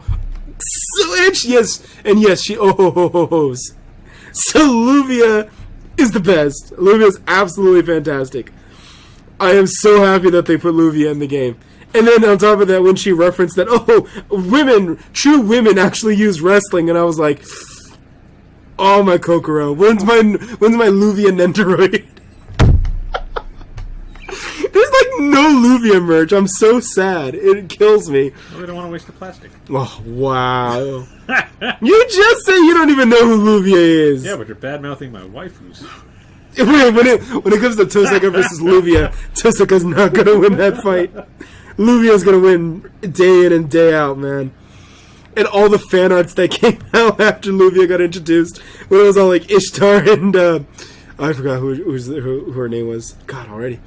Oh, yeah. They're just fighting in the halls of Chaldea. Oh, man. Yeah, it's great. It's fantastic. Their dynamic is amazing, but Luvia is the best. Luvia is just the best. We'll see. Well, I don't think Luvia is coming back. Luvia just came in as kind of a guest. Well, we'll see. We never know. Well, yeah, I mean, that's a good point, because this is also, right now, this is all original story that didn't happen, so maybe Luvia will come back. I'm down with that. Or she becomes a regular character, I'm down with that. I mean, she did mention something about him being her tutor. Yeah, because in Unlimited Blade Works, you see that Waver was their instructor. Waver was the instructor for Tosaka and Luvia at Clock Tower. So that's where, they developed their rivalry. Okay. Because they were in the same class together. Okay. But this was, of course, after Fate Zero and before Stay Night. So this was before Tosaka returned to Japan. So yeah, that's where they became rivals. Okay. But yeah. Yeah, if you ever want to see a well-animated fight scene from Ufotable, go look at the Luvia Rin fight scene from the Unlimited Blade Works TV show. It's pretty rad. Well, I mean, I plan on watching that anyway. So. Okay, well, there you go. Be on the lookout for that. Okay. But yeah, we need more Luvia merch. And I mean, and finally, two things that I wanted to discuss as well was Gray. So Gray obviously is oh man, protect that girl. Gray deserves all the smiles in the world. Gray does nothing wrong. Gray just wants Shisho to be happy and comfortable, and it's that girl can do no wrong. And it's yeah. I do have a question. Yes. Is she only named Gray because she wears nothing but gray? I don't know what's the origin of the name, to be honest with you. I have been spoiled as to what the backstory is, for the most part. Okay. Of Gray. I could not tell you why or what the purpose of that name is. Obviously, we're talking about a franchise that loves their code names. and they're mysteries. Okay. So there could be something to it there. I can only tell you what the origin of the character is, but not why they're named that way. Okay. That's pretty much what it is. And, you know, and Gray is just happy to be with Waver to the point that she'll just, you know, acquiesce to his every request. Yep. And, you know, she just wants him to be happy. And that's, you know, that's fucking adorable. And Waver's such a dick to her. But that's fine. That's okay. And then the most recent episode when Gray was just happy to be eating, it's like, oh, the Kokoro. Right to the fucking feels. And so I'm really, and you can see how OP Gray is, which is funny too, because I actually was looking at the app media charts randomly, and they said that Gray as a character was like ranked in the middle, like C rank, I think, and I was like, no way, no, she's really strong, and she's an AoE assassin. There's not too many AoE assassins. It's like what, Shuten, Cleopatra, Scat, and her. So it's like, yeah. And she actually gets the job. She's really strong. So I don't know. I don't see why they ranked her so low. But yeah. Gray's amazing. I guess the last thing I really have to bring up or to gush over is that El Malloy, how should I put this? I wasn't quite sure where in the Universal timeline El Malloy fit, because people keep wanting to jump around and be like, oh, Fate Extra is a separate universe, Fate Apocrypha is its own universe. And it's like, well, here's the thing. The fuckhead from Apocrypha, Klaus, he showed up in the most recent episode. And that's how they ended Fate Apocrypha. Was him and his sister, you know, they survived, and they're just like, oh, well, what are we going to do? Well, you know, we're going to go and become mages. And so they ended the show with him enlisting in Clock Tower. And so now we jump over to El Malloy, to Detective Waver, and now he shows up. And it's like, whoa, wait. Because in Apocrypha 2, Apocrypha, apparently, according to at least to the internet and what I've read, takes place instead of Stay Night and Unlimited Blade Works. And in essence, Heaven's Feel. So instead of going down the Shido and Artoria and Tosaka series, we go into the Apocrypha series instead. And so, what you're saying though, but you at the same time you're saying that Luvia exists, which means that the Fate Stay Night series does exist. But you're bringing the fuckhead in from Fate Apocrypha as he ended Fate Apocrypha. So now I'm like, you know... Was that the guy with the computer? That was the guy with the computer. Okay. Yeah. I've never seen Apocrypha, so I'm like wondering who he was. And like, the only other character we saw was the one with the computer. I was like, you're going to break my computer if you keep fighting it here. So in Apocrypha, he was part of the Yggdrasil Millennia family, who gets referenced as one of the mages' families. Uh-huh. And so he was, I believe, the nephew. So that way they don't need to explain his parents. Right. Him, because he had a little sister too, and that little sister was handicapped in a wheelchair. Right. But that fucking wheelchair gives her like Dr. Octopus like things. Literally turns her into Dr. Octopus, and I was like, what the fuck? What the hell is this? She's like fucking climbing the walls and shit. I'm like, Dr. Octopus, I thought you were a mage. It's like, what kind of, this isn't even magic, this is technology. Yeah, it was like, yeah. So, and they both have craft essences in the game. Okay. In FGO, so they reference Apocrypha. But pretty much after that, they survived the Holy Grail, or the Great Grail War in Fate Apocrypha. He was the master of Frankenstein. So the same Fran that's in FGO. Okay. That he was her master. And he kind of was all like, this Great Grail War kind of sucks ass, and it's kind of awful, and, stuff happened. And so, he's all like, but, after all of this, I want to become a better mage to, help people, because I think that that's my true calling. And so he left the sister to run the family, the Yggdrasil Millennia family, with their uncle, who is also an FGO. But she stayed behind at the mansion and the estate to help run the family. He went to Clock Tower. And that's kind of how Apocrypha ended. Okay. And so now in Detective Waver, he shows up, and it's like, wait, what? I thought... And then Luvia shows up, and I was like, what timeline are we in? This is all bullshit, man. I always assumed that they all happened. They all took place. And I assumed that Apocrypha was literally what it was called, a side story. Took place somewhere else. Yeah, and it did. It took place in some middle of nowhere butt-fuck Europe, you know? So... Yeah, nobody says that couldn't have taken place while the one in Japan happened. Correct. So, and what's funny too is that in Apocrypha, the kid, the Waver's students, the one that was with Gray in this most recent episode, right. He's in Apocrypha. Oh, is he? Because in Fate Strange Fake, he is Jack the Ripper's master. Jack the Ripper Berserker. He ends up becoming the master of Jack the Ripper. Okay. So, yeah, he's like all over the place. But, yeah. This is the, like, kind of hyperactive one, right? Fate Strange Fake is... No, I mean the character.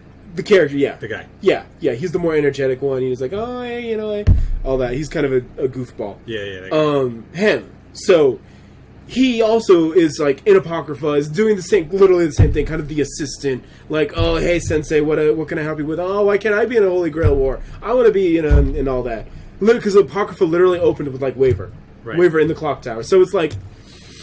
you know, it's like all of these happen, and then on top of that, when I first entered like the Fate Extra verse, which is like my personal favorite, Fate Extra occurred because repeated Holy Grail wars destroyed the Earth. So they all basically just fell into comas. They all became the Matrix. Everyone got put into pods, and their consciousness all was uploaded into the Matrix called the Holy Grail, and the Holy Grail just was situated on the moon because fuck you. Fate. So that's kind of like that made sense. It was like, where does Extra take place? Way at the end. Like Fate Extra is the very last thing that could ever happen.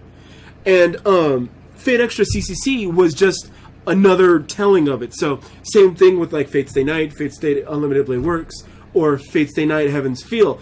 3 stories, same setting, right. But it's 3 different outcomes pretty much. Right. So CCC was a different outcome for Fate Extra. And the guy said that this is pretty much like the Heaven's Feel take on the Fate Extra universe. So you can either go and believe Fate Extra, or you can believe Fate Extra CCC. In the case of Extella, they went with Fate Extra. So they ignored Extra CCC. So Extella were the 2 games that came out on PS4, the hack and slash beat 'em ups. Right. They followed the Fate Extra route. And then there you go. But yeah, in terms of timelines, though, Fate Extra was at the very end, all the way at the end. So after we blew up the world in Zero, we blew it up again in Apocrypha, we blew it up again in Stay Night, tack on about 50, 100 years later, we're now in Fate Extra.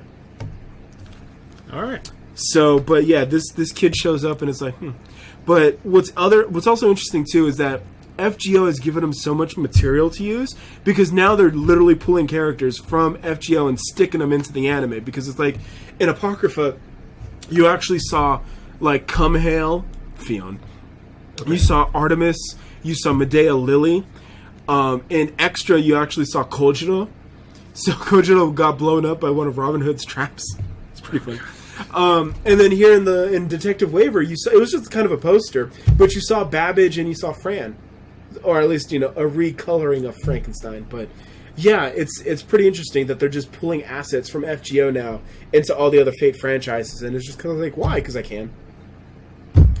So, you know, FGO really kind of opened it up for them, and they're just going to run with it, and that's good. That's fine. Yeah. So yeah. This is the kind of stuff that, if you guys haven't known by now, this is the kind of stuff I rant about at the end of these podcasts. But now I get to do it here because it's Detective Waver. But yeah, and on top of that, I stutter and spout all of this, and by no means am I even close to being an expert. There's so much that I'm leaving out. You know, if you watch like Hanako Green, he'd say everything I said and then go even further. You know, because we're not even scratching the surface on all the lore that they've built for these characters and stuff. So, but again, I mean, like you said, even right there, you saw referenced 3 families. You know, there's the Elmaloy family, the Eldefelt family, which is Luvia's family. You saw where was I going with this? You just, you know, the different families all fight. I mean, the Tosakas, obviously. Right. So the Yigdam Millennia, that's what I was trying to say. And then the Anumosphere. They were talking about the Anumosphere on the previous episode. So on episode 2, they were talking about the Anumosphere. They're the ones that made Chaldea and FGO. Oh, okay. They're the ones that put up all the money for it. And when you complete, have you completed the story? No. You're going to become very familiar with them. But yeah, I don't know if they debuted in Fate Grand Order. I don't know. Because for all of my posturing, I actually have not seen Unlimited Blade Works, the TV show, yet. And that's like, I keep telling myself, like, almost every year, I was like, this is going to be the year. I'm going to do it. And I'm like, nah. And it's like, that's the one you need to watch, really. It's like Fate Zero and Unlimited Blade Works. Maybe we should do a reaction together. Maybe. I'm not opposed to it. Yeah. So, yeah. But yeah. Because I haven't watched it yet, so. Yeah. And it's like, that's like the one with all the bulk of the information, basically. For that. For everything. Oh, for everything Fate is like, yeah, that TV show has like Unlimited Blade Works? Yeah. Okay. It's like 49 episodes. Oh, wow. Okay. But yeah, that's where the bulk of the information comes from, so. Needless to say, I'm still on it. I'm still going to be watching Waver anime. Oh, yeah. I'm definitely going to watch it. I mean, Waver was my favorite in Fate Zero. Him and Iskander. So, yeah. That's the only reason I'm even watching this is because I know Waver and I liked him in the other show. So I was like, sweet, more Waver.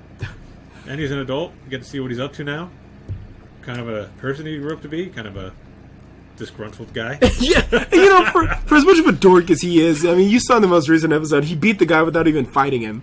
You know, so for as much of a nerd as he is, he still gets shit done. He's still a badass. He's kind of bluffed his way out of it. Yeah, you know, and you can't really do that if you're a giant wuss. So, no. You know, and he has the affection of all his students. So, yeah. Well, they all know he's a really good teacher, despite his quirks. Yeah, exactly. Crushing his student's face. Yeah. So, but that was funny.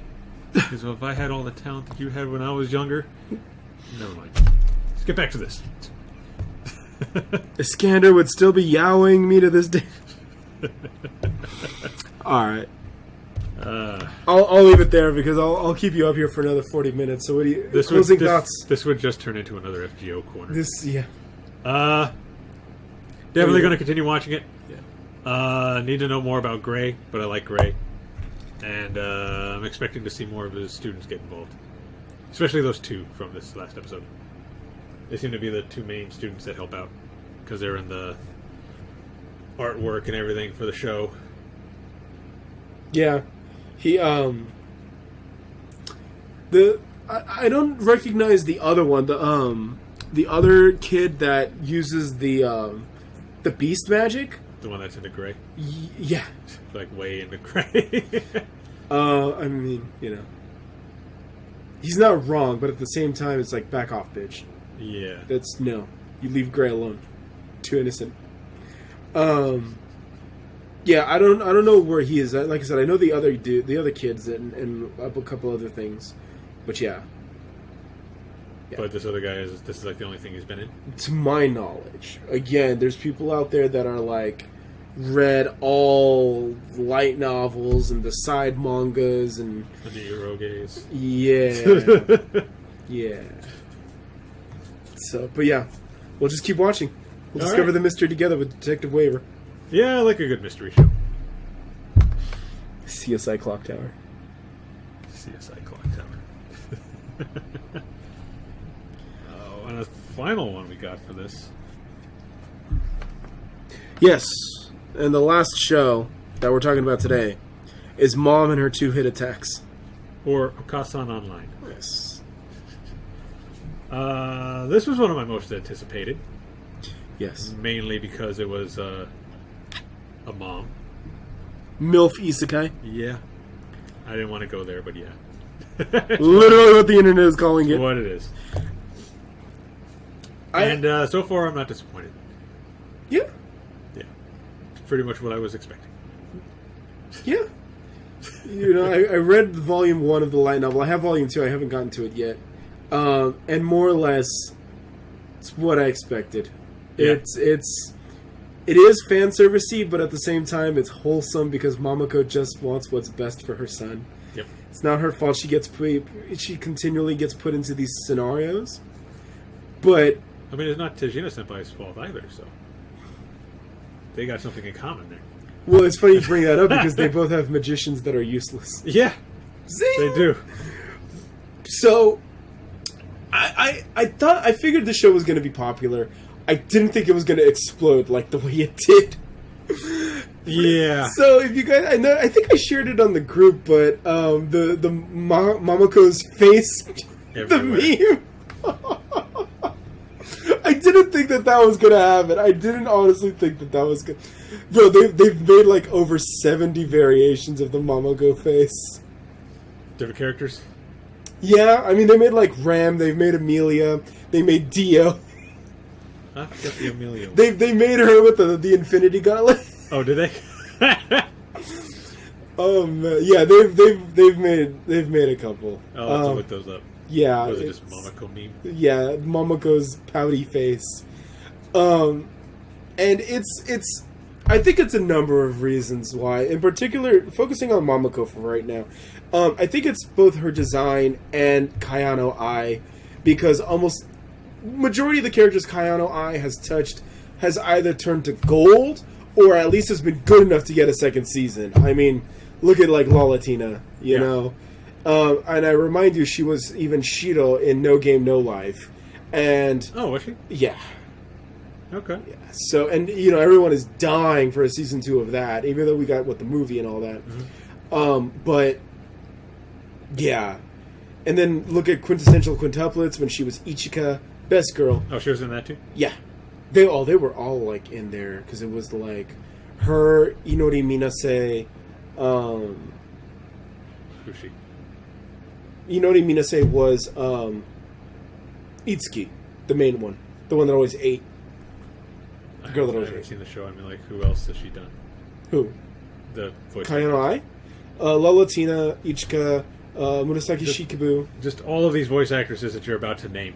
I don't know anything about, like, I don't know names. So Kayano Ai, she really, I want to say her like breakthrough role was Shiro from No Game No Life, and then almost immediately after that she did Konosuba as Darkness, as Lalatina. Right. And then after that she's just been kind of doing almost a little bit of everything, and she's kind of like right behind Aoi Yuki, Takahashi Rie, Amamiya Sora, and then it's like Kayano Ai. And you can even throw in like Inori Minase up there, and like there's your 5 musketeers right there. And it's kind of like those 5 almost have their hands in like everything. Okay. You know, and I mean the 3 names right there, Takahashi Rie, Amamiya Sora, and Kayano Ai, that's Megumin Aqua and Darkness, Lalatina. So go figure right there. Right. And who's the one who always dominates like isekai character polls? Kazuma, Lalatina, Darkness, Megumin, you know? So and Kayano Ai is always in like those top ranking voice actor, you know, who do you want or who's most desired in the industry. She's just there, you know. But and she even sings the ending for Okasan Online. That's her. Oh, okay. So, you know, she also sang the opening to Quintessential Quintuplets, because it was all 5 of them singing the opening. But yeah, so she sings as part of the opening as well. Okay. So she's incredibly talented, very diverse, and you know, again, you put it into the character of Momoko, who is, you know, she's wholesome. She's just trying her best, and it's not, you know, an obnoxious, you know, like she's not a Hestia type where she's just all like, no, she's just concerned, Right. and but then, you know, they come along and they just put her into raunchy fan servicey scenarios because it's still anime. Yeah. But yeah, and it's I think it's kind of getting the Konosuba treatment where it's a different take, and it's gonna end up being a harem. Obviously, we know this. Yeah. But it is a different take because when Konosuba came out, it was kind of like, what made Konosuba great was that Kazuma was a dick, and he was all like, I'm bringing you Aqua, and he bring Aqua by force with her. And in this one, it's kind of like the same gimmick, but the mom is the overpowered main character. Yeah. Even though the main character is there, the main character exists, he is not the broken one. But he's the one that is living the tale and giving commentary. Right. So events happen around him, but he's not the one to solve them. Kazuma solved all his own problems. But in this one, Mamako is. Yeah. And Mamoko's not even trying. So again, that's just another kind of like the appeal or the gimmick. It's just kind of like, Mom wins. So, and that's also just another running gag or another running joke about it, you know? So... And you get anime tropes and jokes and video game references and all of that, and it helps with the immersion and all of that. And poor Mamako, she's just trying her best to figure it all out. Mm-hmm. She doesn't know what's going on, but she just wants to help. So, remember when we were talking about Isekai Quartet? Yeah. And you were talking about, was it Gabriel or Reinhardt? Right. And Reinhardt's just all like, oh, this is my broken invincibility. Or this is my invincibility. This is my counter. That's Mamako. Literally just just does everything. Alright. It's like, I'm my own light. Lights up the cave. Oh, man. Mamako is great. Her son is kind of a dick. But yeah. Yeah. Yeah, he is. But it's funny, too, in that, Mamako is always, like, front and centered. But then... even in the first 2 episodes, we get introduced to the supporting cast. Wise, the wizard or mage, and then Porta, the merchant, the traveling merchant. And in a show where you see Mamako and you're like, oh wait, there's no way there can ever be a loli. There's a loli, and then there be? Well, you're trying to do something different, right? Nope. Hello, Megumin 2.0. And then just less explosions. Less explosion. And then it's all like, oh well, we need an Aqua type, so they introduce Wise, and I like Wise honestly, and I think Wise is like, at least right now, definitely my second favorite character behind Mamako, and it's just because I don't know, like I said, I have kind of a soft spot for Tsundere, right? And she is as soon as they goddamn come, so I'm looking forward to, and then I'm almost getting like We Never Learn vibes. Where, she will never confess her feelings, even though, you can kind of see it already. But she's too stubborn to be honest with herself. Right. So, yeah, I'm interested to see more what they're going to do with that. And Mamako does help Wise.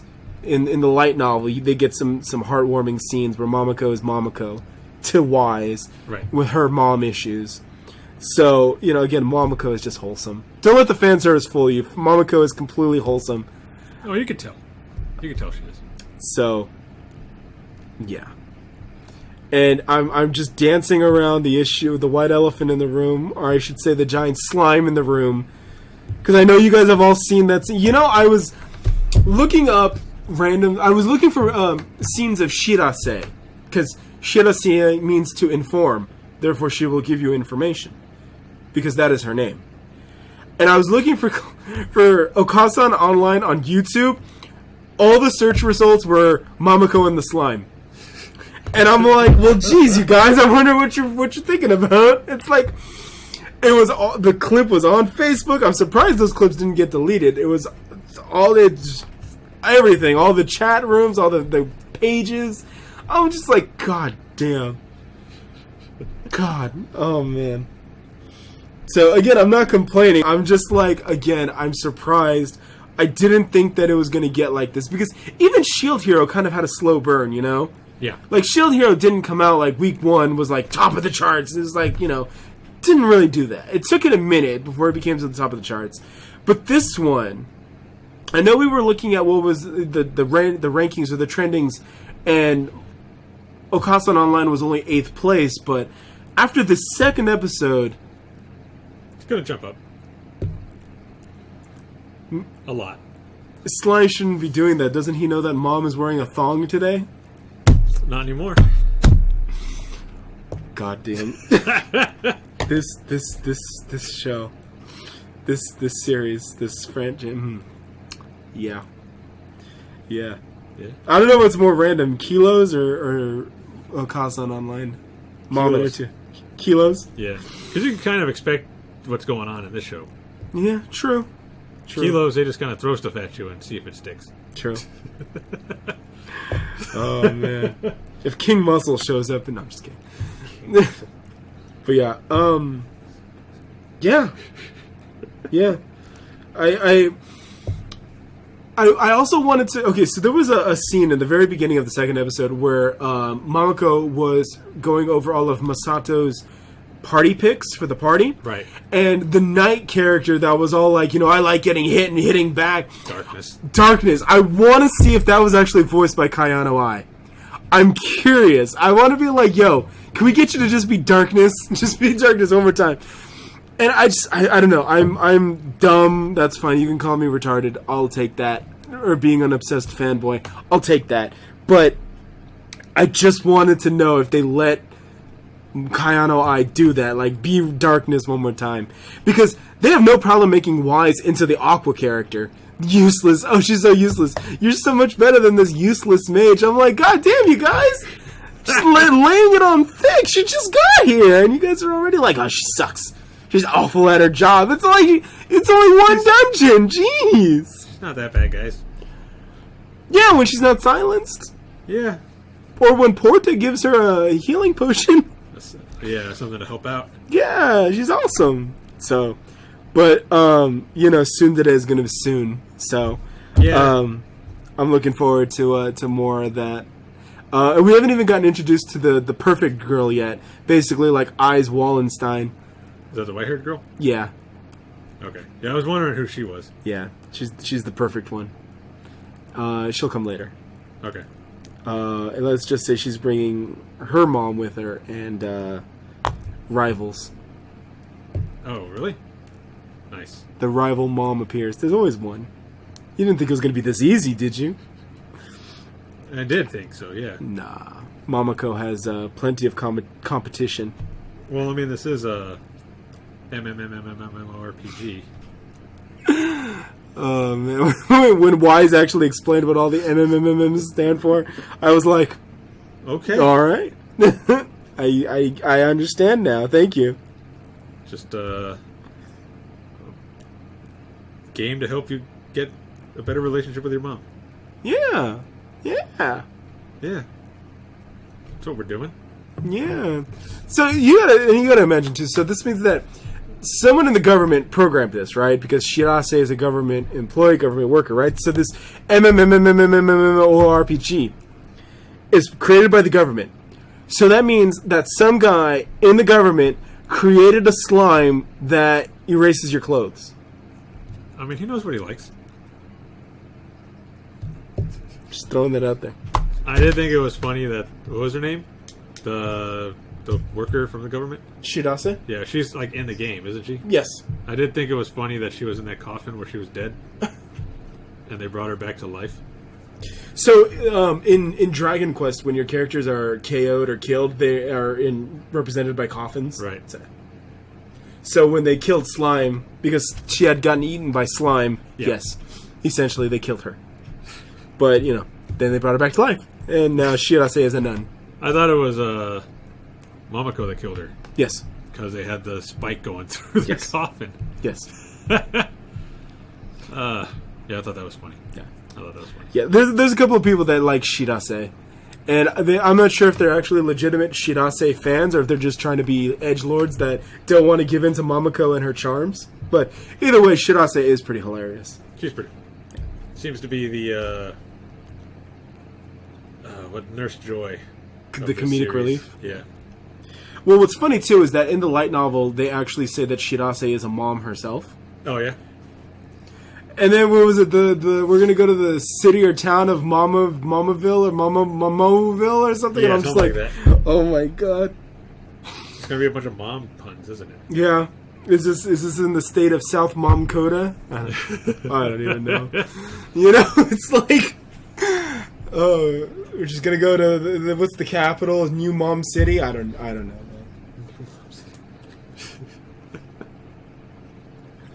man.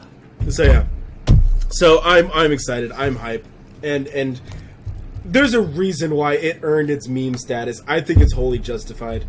Momoko is an endearing character. I can't wait. Well, I am gonna get the statue. I don't know about you, but I'm getting the Momoko statue. Oh, it's already pre-ordered. Okay, I'm waiting. So at Anime Expo, they had the Saber Alter made Nendoroid for sale at AX, but that's not going to be turned on for pre-orders. I think this week. Oh, for regular buyers? Yeah, for everybody else. Okay. So yeah, I'm waiting to pre-order it. So when that goes live, then I'm going to make a giant order, including a couple Nendoroids, so you just pay for one of them and not have to worry about shipping for the rest. Yeah. That's what I've been doing. Yeah. Same thing with like the Jolter Nendoroid that's turned on. Yeah. So I forgot what I added that one to. I know I had 3 or 4 figures in one that had her. Yeah. So, but yeah, the Momoko statue is definitely coming. And if they do the Momoko Nendoroid, that's coming too. So should be Momoko. Yeah. Momoko. Can she get any cuter? No, she can't. The Nendoroid is just going to be chibi. Be interesting if they do the apron form, but. Oh yeah, that was nice. Get your mind out the gutter, you pervs. All right. It's already there. Sorry. Yeah. That episode put it there. Man, that escalated really fast. Oh man, but yeah. Here's one episode explaining things, and now here she is naked. Pretty much. Pretty much. Just stupid lights. Yeah, that was weird too. I was all like, you should have just conveniently censored it. Like, just put the dude Masato, just put his hands, like, conveniently censoring it. It's all like, I don't think that's even going to show in the Blu-ray. I don't know, I could be wrong. Or maybe they are going to do it to incentivize you to buy the Blu-ray. I'll buy them. Yeah. I'll buy it anyway. Just let me know how it goes. I will. We're for uncensored Momoko boobs. I'll let you know. Thank you. I'll send you a screenshot if Appreciate it. Happens. Save me the $80. Yeah. But yeah. So, I'm done. I'm done. Like I said, obviously this is going to be the one to watch. So, look forward. That's the 2 shows right now. This is my number 1 and number 2. Mometer 2 Hit Attacks and Detective Waiver. I know those 2 are 2 of mine, and then the other one is Dumbbells. I really like Dumbbells. It's good. Yeah, it's a pretty strong 3 lineup. I think the bottom is Isekai Cheat Magician, and I think that's it. That's the bottom. For the sake of argument, like I said, I'll probably check it out. I'll at least check it out to see why it's awful.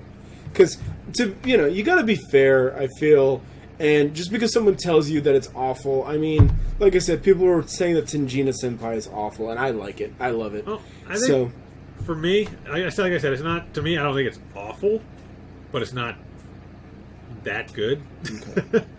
I'll check it out. The art sometimes is pretty off.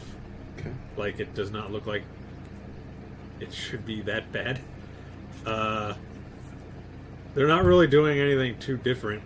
Like, I mean, sure, it's an isekai and you can only do so much. Yeah. But even for that, it's still kind of standard.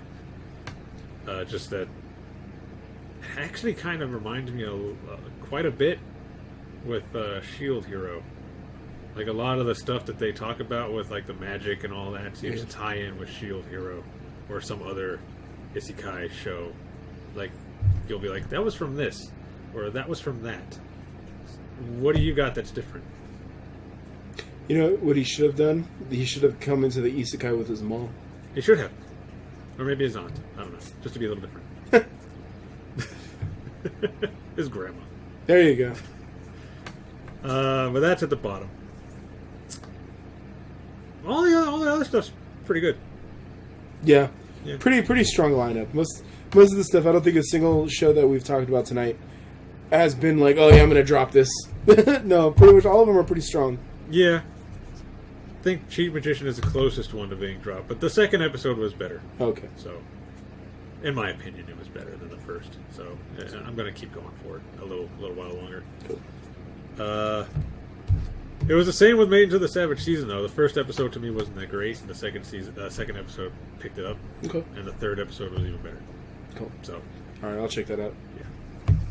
And Hensuki, that was just good from the beginning. That was that one with the would you date like a pervert if she was cute?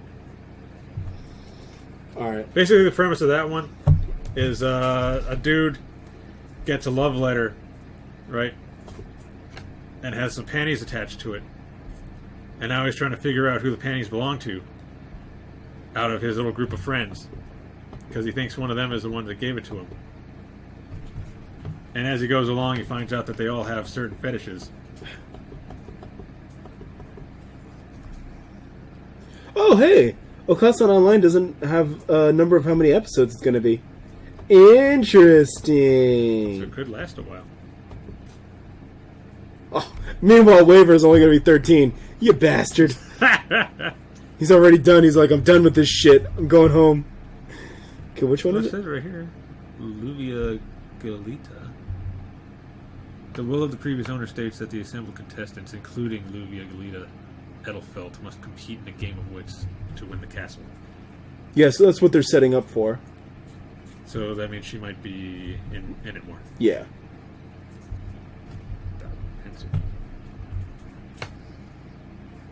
No, I've never even heard of this. Interesting. High school student whose year of not having a girlfriend at his age suddenly received a love letter. He's happy he can finally have a girlfriend, but is also surprised because not only is there no sender name, but also includes panties. Okay. I'll have to check that out. Interesting. All right. Yeah. And like I said, they all have their own fetishes. All right. So, yeah. So, everything else that we didn't talk about that I'm watching, I'm doing reactions to. So that's Dr. Stone, that's Uchi Musume, Hensuki, Maidens of the Savage Season, Given, which is a BL anime. But it's pretty good. I'm enjoying it so far. he is even watching BL for you guys. For the love of Madoka, go watch this guy's reactions. He is watching I won't watch BL for y'all. He will watch. Roman is watching BL for y'all. Alright? Give the man a break. It's pretty good though. So yeah. What else? Oh, Isekai Cheat Magician. Yeah. So those are the ones that I'm watching. That Steve's not watching. If you want to know my opinions on those, watch my reactions because I give them. Yes. Like at the end of the episode, I'll talk about the episode and what I thought and stuff like that. Yes. So yeah, go check them out. The channel is Anime Mystics. I'm pretty sure you all know that. Yes. Because that's where you're listening to this podcast right now. Yes. But yeah. That's I think that's all wraps it up for anime. For anime. All right. We're going to fire through because that was basically the bulk of it, folks. A little bit of video game news. A little bit, huh? Just a little bit.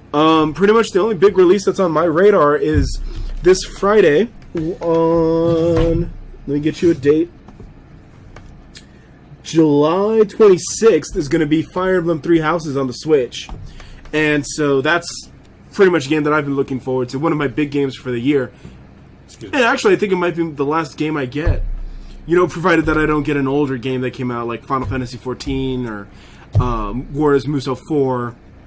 So, yeah, Fire Emblem. I can't tell a whole lot about it because I've kind of been avoiding any like trailers or videos, and people keep telling me like, oh, they put a new character trailer on. I'm like, eh, I'll be surprised. All I know is that the Golden Deer have Aoyuki, so that'll probably be the faction I choose. Ah. Not gonna lie, I'm honest. All right. So maybe I'll do a follow-up on Fire Emblem and let you guys know how it all came out. Nice. My last bit is like Roman kind of hinted at. Next Thursday, August 1st, will be EVO, or at least it'll be day 0 of EVO in Las Vegas, so that's where I will be.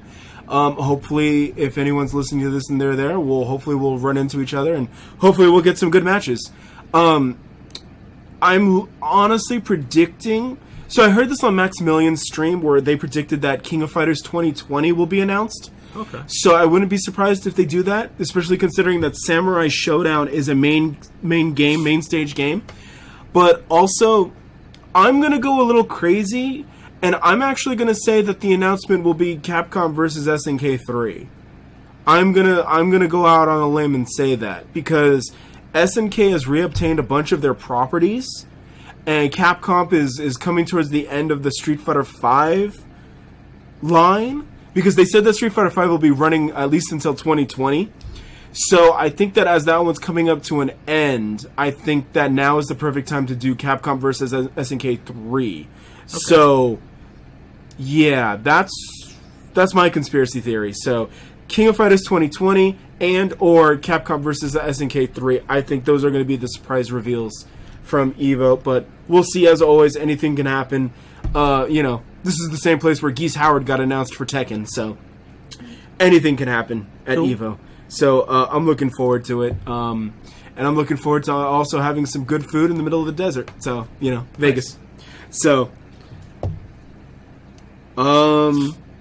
the last bit of news is, I'm just gonna steamroll through this because it's not a whole lot, but this is the FGO corner. As always, if you're dipping out because you don't play FGO, peace. For the rest of y'all, real quick. On the JP side, obviously we're in the middle of the Summer 3 rerun. So it's Jalter at Summer Comiket. Let's make doujinshis. Before this podcast began, I was showing Roman the doujinshis that you can get as craft essences in the game. Yeah. And Roman and I were kind of laughing and having fun. And I think Roman is a furry now, thanks to Boudica and Jack. But the other thing, too, is that while EVO is going on in Vegas, in Japan, they will be doing the 4th anniversary for FGO. So look forward to more news, more reveals, who the character is going to be. The guaranteed 5-star is probably going to come back for Japan as well. So look forward to me salt rolling for that. Who knows? So that'll be fun. They have released what the merchandise is, and they are going to make a little plush out of Hokusai's octopus, which is actually her father, which is actually the actual Hokusai. Really? That's the artist, right? Yeah. The calligraphy? Yeah. Okay. Yeah. And so I wouldn't be surprised if we get that next year, because Hokusai will be the New Year's servant this year. Okay. So this New Year's servant will be Hokusai. So starting next year, when FGO Road Tour 2020 begins, I wouldn't be surprised if you see the Hokusai merch, because they're not going to do it now because she's not available in the States. But once she does become available in the States, then you'll see merch. I do have a noodle stopper. Oh, yeah. I do have that. 2 of them. For Hokusai? Yeah. Maybe I'll buy one off you. We'll talk. We'll talk off stream. Cool. So yeah. So be on the lookout. Maybe when I get back from EVO, we'll talk about that, or that might even be something I might have to just write in a post because it might be so much information. But I'm sure that, and we'll probably get more updates too on like the Babylonia anime and the Camelot anime, and who knows what else. Probably more Waiver stuff, Detective Waiver, since it'll be in the middle of that. Maybe a season 2. Maybe a season 2. Maybe. So anything is possible at the 4-year anniversary for FGO. So we'll look forward to that. Meanwhile, our end here on the Filthy Plebs of USA, we're wrapping up Summer Year 1, and we don't have a whole lot of time left. It's going to end on July 28th, and I was talking to the guy that got me into FGO, and I'm saying, bro, that means that the event could even go live as early as like Tuesday, which would be like July 30th, or like August 1st, which is when I'm flying out to Vegas, which is the Thursday. It could even go, it could be, Summer Year 2 could be live as of like next Tuesday or next Thursday. So that would be crazy. But bottom line, if you're doing this, if you need to get your summer scat, you have until Sunday to get your stuff done. Get in there, get your stuff, clean out the shop. I know I just finished up part 1 completely, even the challenge quest. I avoided getting a case of crabs. So yeah, good luck. Get all your stuff. And then yeah, good luck on your year 2. I mean, I'm trying to NP5 Summer Nero, so wish me luck, man. That's tough. Oh man. Getting 5 copies of a 5-star with a 1% drop rate. Okay. That's gonna be brutal. Yeah. And that's only the first banner. And the second banner, it's the Saber Maid Altar, excuse me. Oh. Sabermaid Alter is the 5-star. And I want to get at least 1 copy of her. If I can get 2 copies, that'd be fantastic. But I also want to get Mama Raiko or Lancer Raiko, because this is the summer of MILFs. Seems like it. So, also Lancer Raiko actually got introduced in FGO Arcade. Oh, yeah? Nice. Fantastic. And so she's part of the school disciplinary committee. That's her gimmick as Lancer. She's disciplinary? Yes, she's the disciplinary committee. She discipline me anytime. There. Do you love your Mama Raiko and her 7-hit Noble Phantasm attack? Yes. Yeah, there you go. So, brace yourself. I guess I'm just gonna wrap up by asking Roman: do you have your quartz saved up, or did you blow it all already? Oh, they're gone. Yep. I should have saved my 60 from the quest, like the story. Mm-hmm. I used those as soon as I got them, so I didn't have anything for summer really until they gave us the 30 for what was it? Was it for the event or was it for the anniversary? Yeah. Yeah, they gave us the 30 for the anniversary. I used that, and that's when I got to Mamo. Okay. So that's like the only good servant I've gotten from this event. Okay. I've tried with the tickets and whatever quartz I can get, and I've gotten most of the craft essences. I did get 1 4-star, but that was a double. I got was it Elizabeth Bathory? Okay. I got her again, so I was a little upset about that. A lot of Lancers. Yeah, I seem to get a lot of a certain type, and then nothing else that I really want. Like I do not have a good assassin. Well, complete this quest, you'll get Summer Scat. She's okay. She's alright. Yeah. She's good. I used her a lot during like the Christmas event because they were all like writers, so she's good for group killing with like shoot-in. So. Okay. I don't have shooting. Yeah. I do have the that other one. The other demon, Oni. Ibaraki? Yeah, I do have her. She's good. I like Ibaraki. So yeah. Okay. Well, then yeah, my advice to you is save, because it's coming. It's coming. What would And be it's the about to be next brutal. best event to use my quartz on? This one. After this one? After this one. Do you like Nero? I don't think I've ever really used Nero.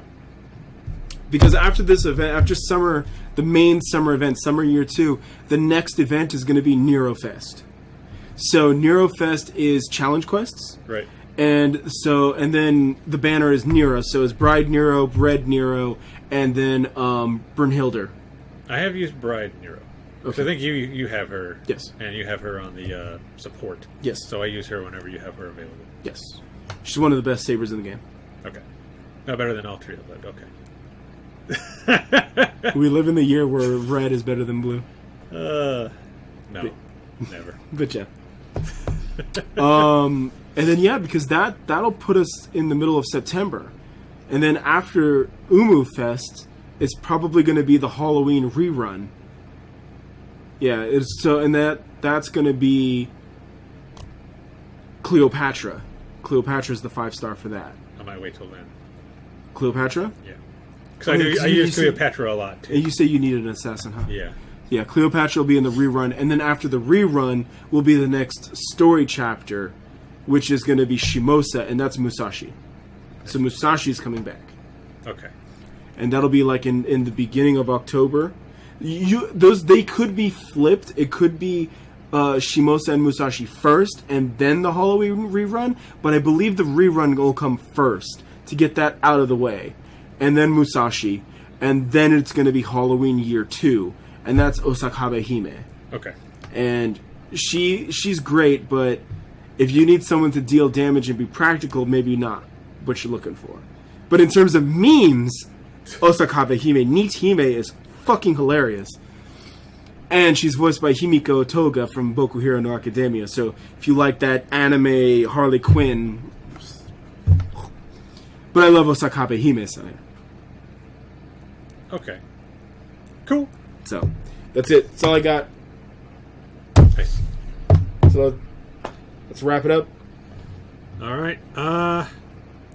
Let's see. One thing we didn't talk about that I thought we would be the fire, but Oh. All right. All right. Yeah. False alarm. Let's discuss the KyoAni fire then. Yeah. That happened, 3 days ago? Yes. And that was pretty devastating to read about. Yeah.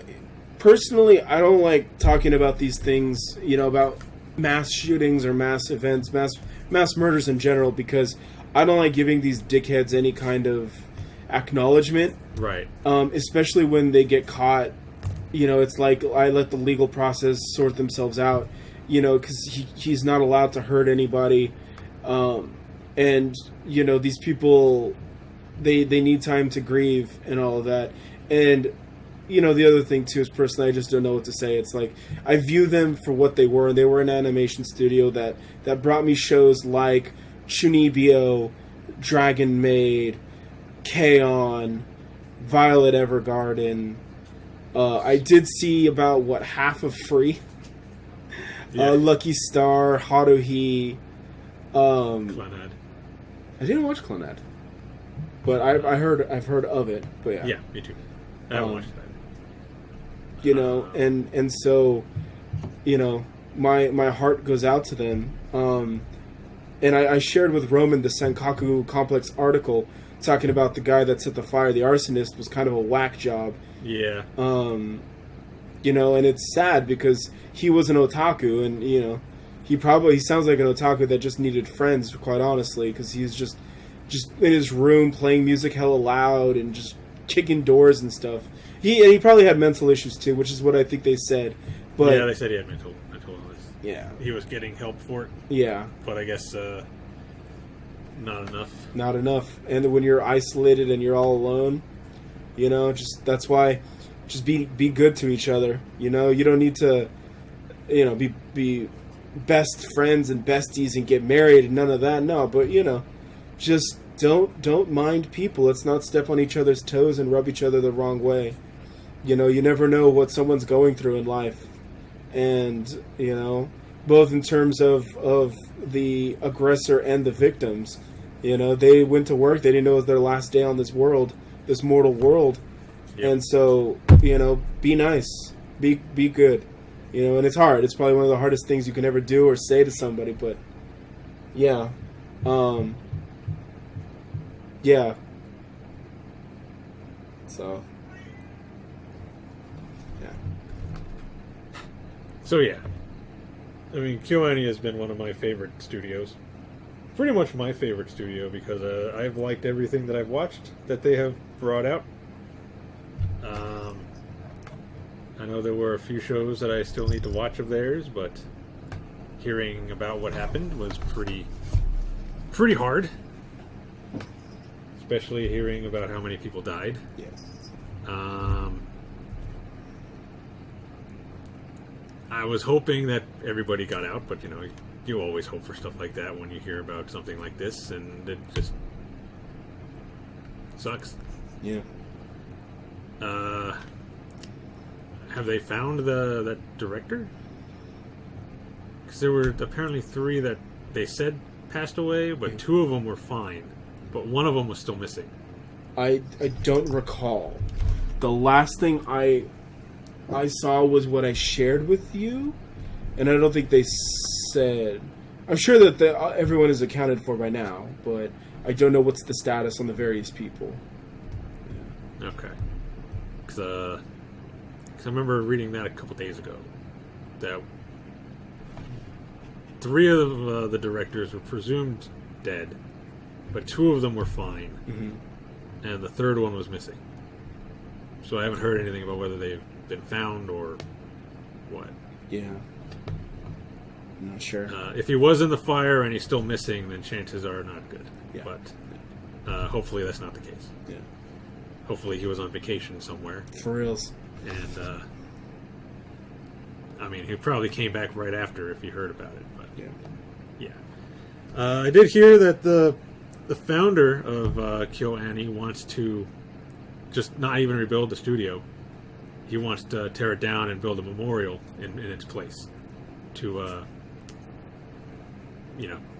remember all the people that passed and everything. Which, I like that idea. Yeah. Yeah. Yeah. They have a lot of other studios they can go through that they know that they're in charge of in other locations. They don't need to rebuild that one. Also, I heard they lost all of their files. Yeah, I heard about that. Everything is gone from the fire.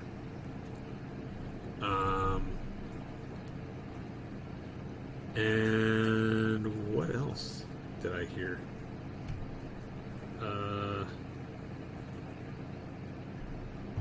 There was one other thing, but I can't remember what it was. About the people or the series or... Well, everything I hear about the series that they already were working on is just from fans speculating. Yeah. My guess is if they lost everything at this main studio, I don't know if these shows were being produced at the main studio, but probably Dragon Maid Season 2 is probably not going to get done for a while now. And the Violet Evergarden movie is probably going to be pushed back or probably not even done anymore. I don't know. That's like what everybody's speculating. But I haven't heard anything about it, like, officially.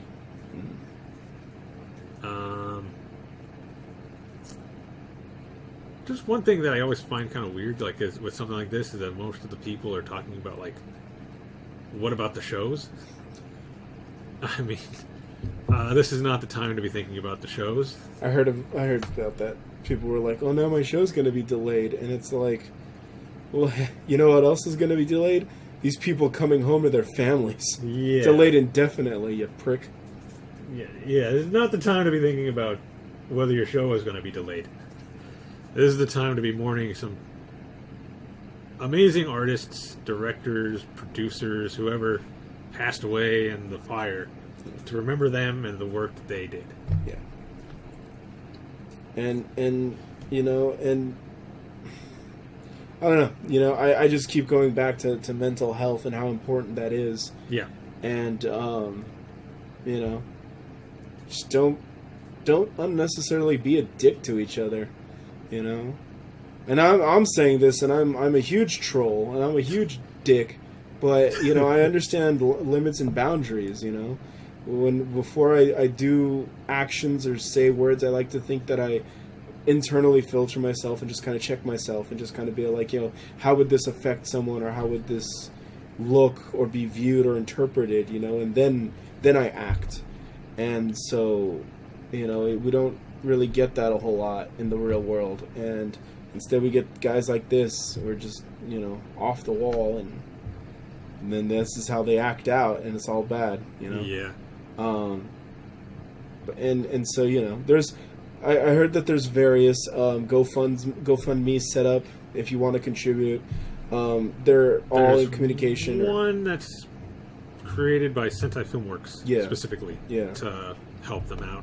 You can also go to the KyoAni merch store and buy like some digital prints that I think all the money goes towards the like the families and everything of those that lost their lives.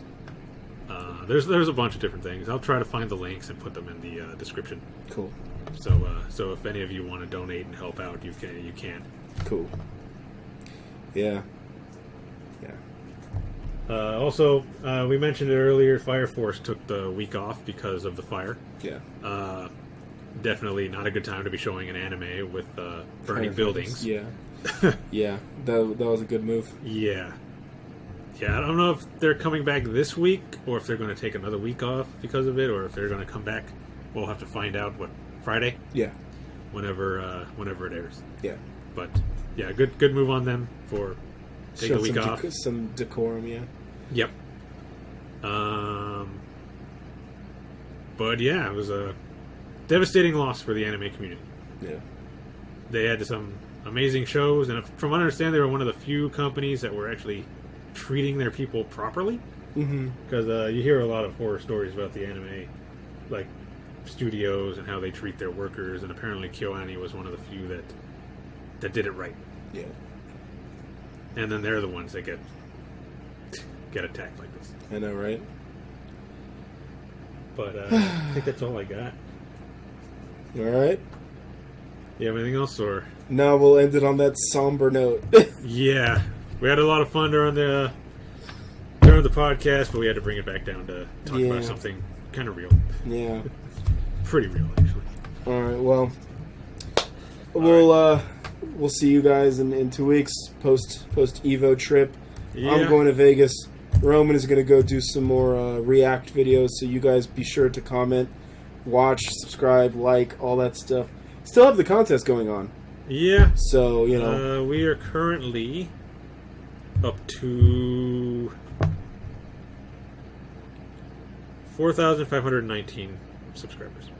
So when we get to 6? Yeah, we said 6. 6. When we get to 6, we're going to do a giveaway. So, all right. Sounds good. So yeah, go watch Roman's videos. Be sure to react. Give him some good feedback. Yes, I could use some feedback. And then, stay tuned to the page. Hopefully something a little, like, worth reading, because last time I got some criticism, it sucks. And I was like, okay, why? Sucks because it sucks. Yeah. Thanks.